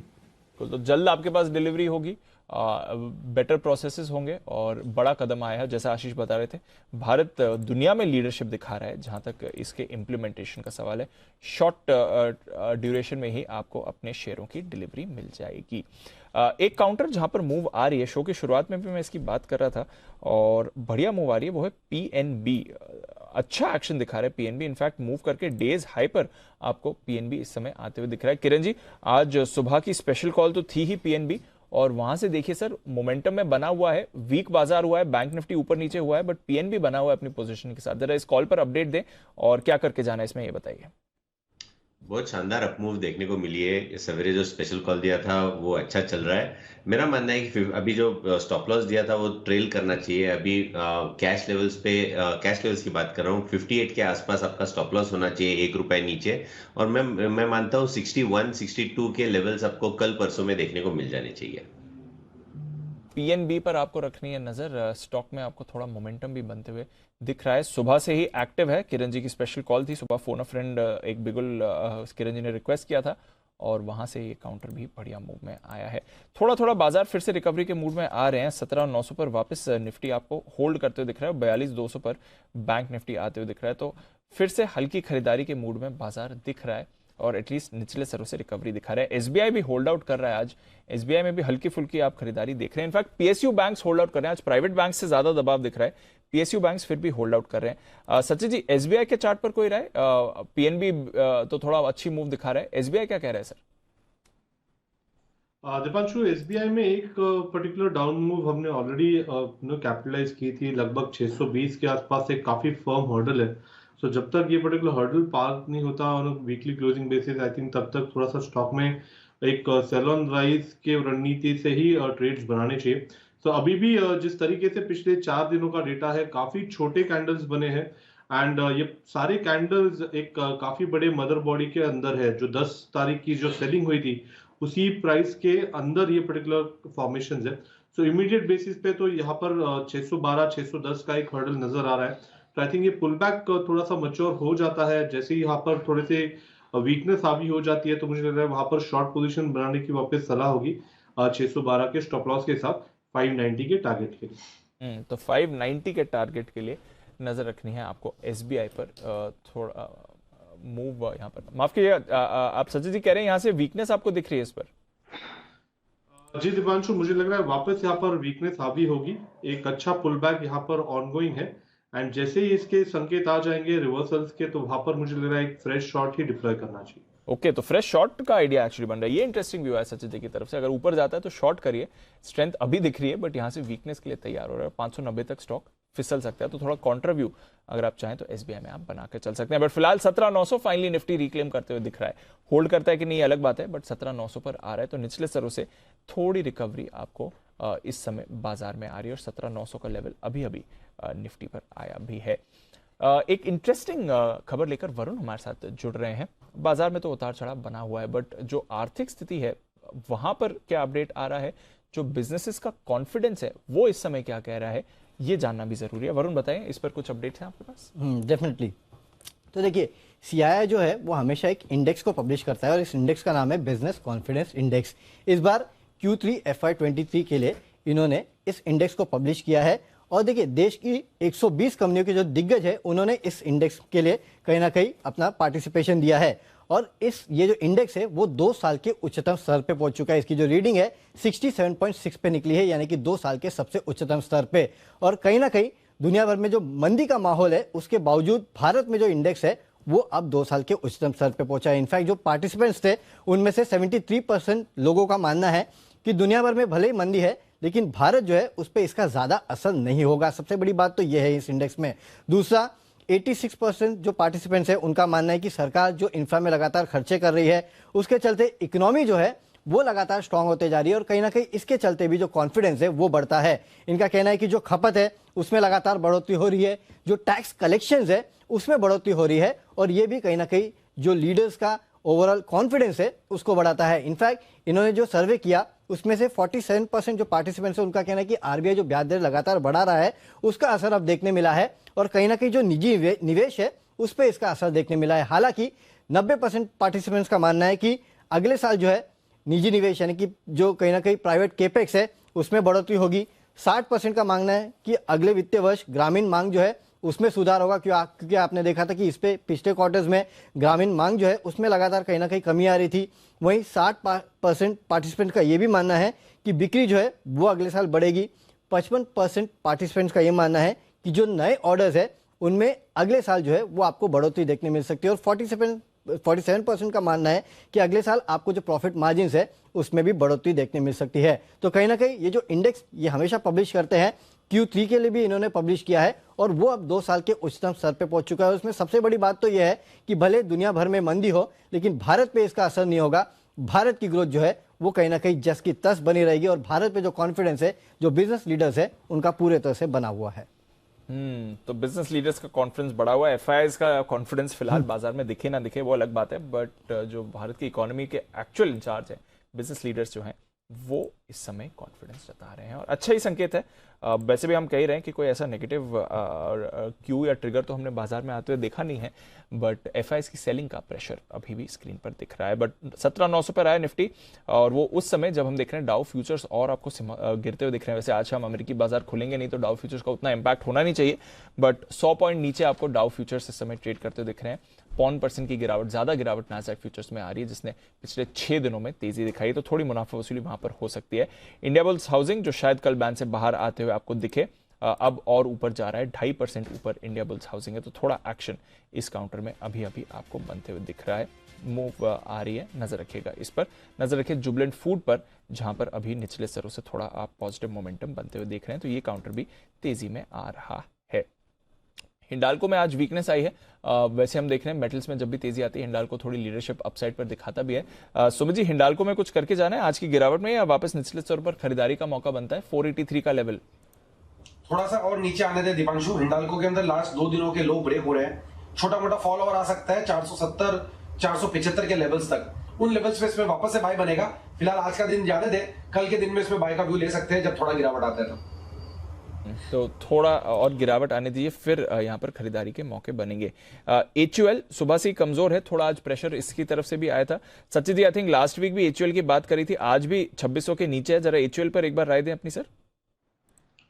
दीपांशु, ओवरऑल स्ट्रक्चर थोड़ा सा यहाँ पर साइडवेज टू नेगेटिव ही है। इमीडिएट बेसिस पे यहाँ पर 2650 के आसपास हर्डल है, यानी काफी कॉन्फिडेंट बेस यहाँ पर 2550 के आसपास एस्टैब्लिश है। तो मुझे लग रहा है इसी पर्टिकुलर रेंज में अगले कुछ हफ्तों की मूवमेंट हो सकती है।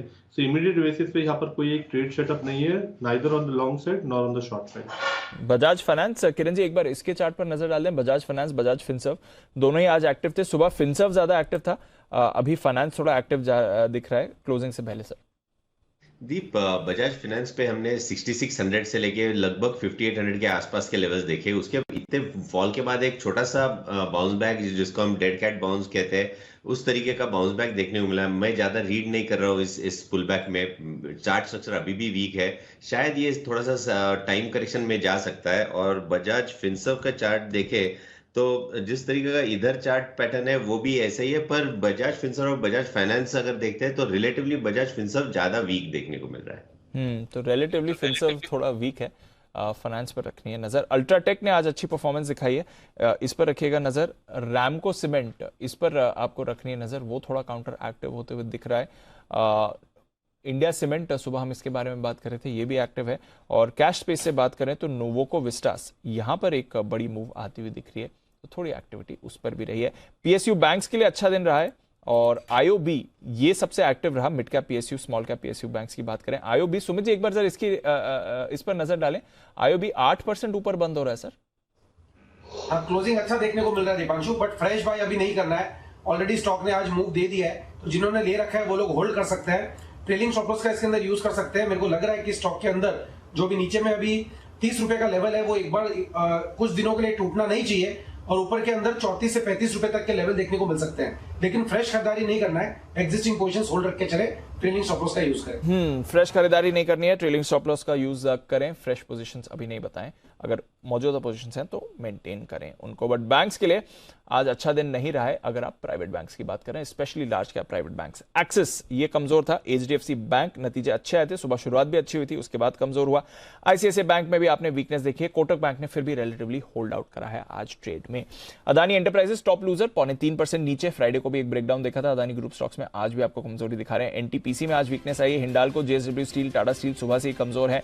एचडीएफसी बैंक के साथ एचडीएफसी लिमिटेड भी वीक था और रिलायंस इंडस्ट्रीज में भी आपने वीकनेस देखी है, साथ ही एलएनटी, एचयूएल जैसे दिग्गजों से भी प्रेशर बना है। तो इसलिए आप देख रहे हैं कि निफ्टी करीब 50-60 पॉइंट नीचे बंद हो रहा है, 17,900 के करीब रिकवरी की कोशिश जरूर इसने करी थी। आईटी के लिए आज बढ़िया दिन था, tech Mahindra, Infosys, HCL tech, Wipro top 4 gainers IT की तरफ से हैं, उसमें अगर आप टीसीएस भी जोड़ दें तो टॉप 6 में से 5 स्टॉक्स आपको आईटी के दिखेंगे। हीरो मोटोकॉर्प सरप्राइज अपमूव इसमें आई है, power grid, Bajaj finance, SBI, ONGC, ITC, Tata motors, Kotak bank, Sun Pharma, Asian Paints और इंडसिन, यहां पर आपने पॉजिटिव मोमेंटम देखा है। 35 स्टॉक्स कमजोर हैं और आपको ले 15 ही मजबूत हैं, और सुबह जब हम खुले थे तो 45 निफ्टी स्टॉक्स आपको मजबूत दिखे थे, सिर्फ 5 नीचे, तो ब्रेथ काफी खराब हुई है through the course of the day. But फिर भी टॉप गेनर आपके लिए पीएनबी है, बैंकिंग स्पेस से अगर आप वायदा कारोबार की बात करें। इसके साथ ही एसबीआई में थोड़ी खरीदारी रही, बैंक ऑफ बड़ौदा भी ठीक ठाक था, बंधन बैंक, फेडरल बैंक जैसे मिड कैप में अच्छा एक्शन था, फेडरल बैंक के तो अच्छे नतीजे भी आपके लिए आए थे during market hours. India bulls housing कल शायद बैन से बाहर आ सकता है, 2.5% ऊपर। एलएनटी फाइनेंस जो कल शायद बैन में शामिल हो सकता है, ये भी 2.5% ऊपर है। ओवर द वीकेंड इसके अच्छे नतीजे आपको आते हुए दिखे हैं। औरो फार्मा इसमें अच्छी खरीदारी रही, Bharat electronics, Whirlpool, Dabur, ICICI Pru कल नतीजों से पहले, डेल्टा कॉर्प, इंडिया मार्ट, यहां पर भी आपको पॉजिटिव मोमेंटम दिखा है। वीकनेस कहां पर है? पीवीआर कोटक की तरफ से डाउनग्रेड भी आया है, कमजोर था, 4% नीचे। एस्ट्रल और पिडलाइट दोनों में कमजोरी दिखी है। JSPL, Adani enterprises, Chambal fertiliser, HDFC AMC, Crompton Greaves consumer, NMDC, Dixon tech, Aarti industries जहां पर सेल कॉल भी आया था during the show, Samvardhana Motherson और भारत फोर्ज, ये दोनों ऑटो एंसिलरीज भी कमजोर थे। Can Fin homes, PFC, M&M finance, GMR airports, GNFC वायदा कारोबार के बैन में भी है। बीएचईएल, ग्रैन्यूल्स, इंडियन होटल्स और साथ ही एस्कॉर्ट्स यहां पर वीकनेस है, और साथ ही एस्कॉर्ट्स यहां पर वीकनेस है। वोडाफोन आज फिर से कमजोर, 2% ये काउंटर टूटते हुए दिखा है।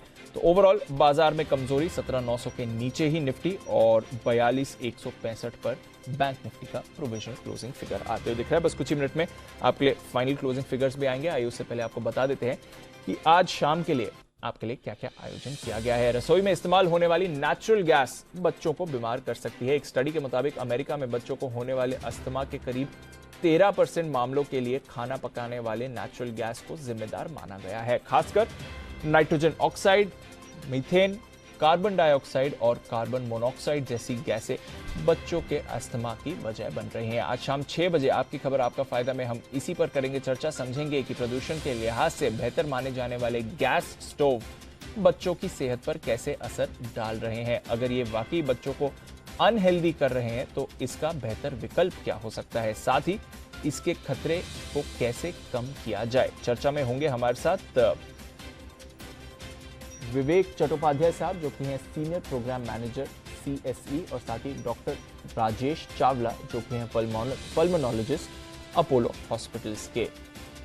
तो शाम 6 बजे जरूर आप देखें कुकिंग गैस अस्थमा से लैस।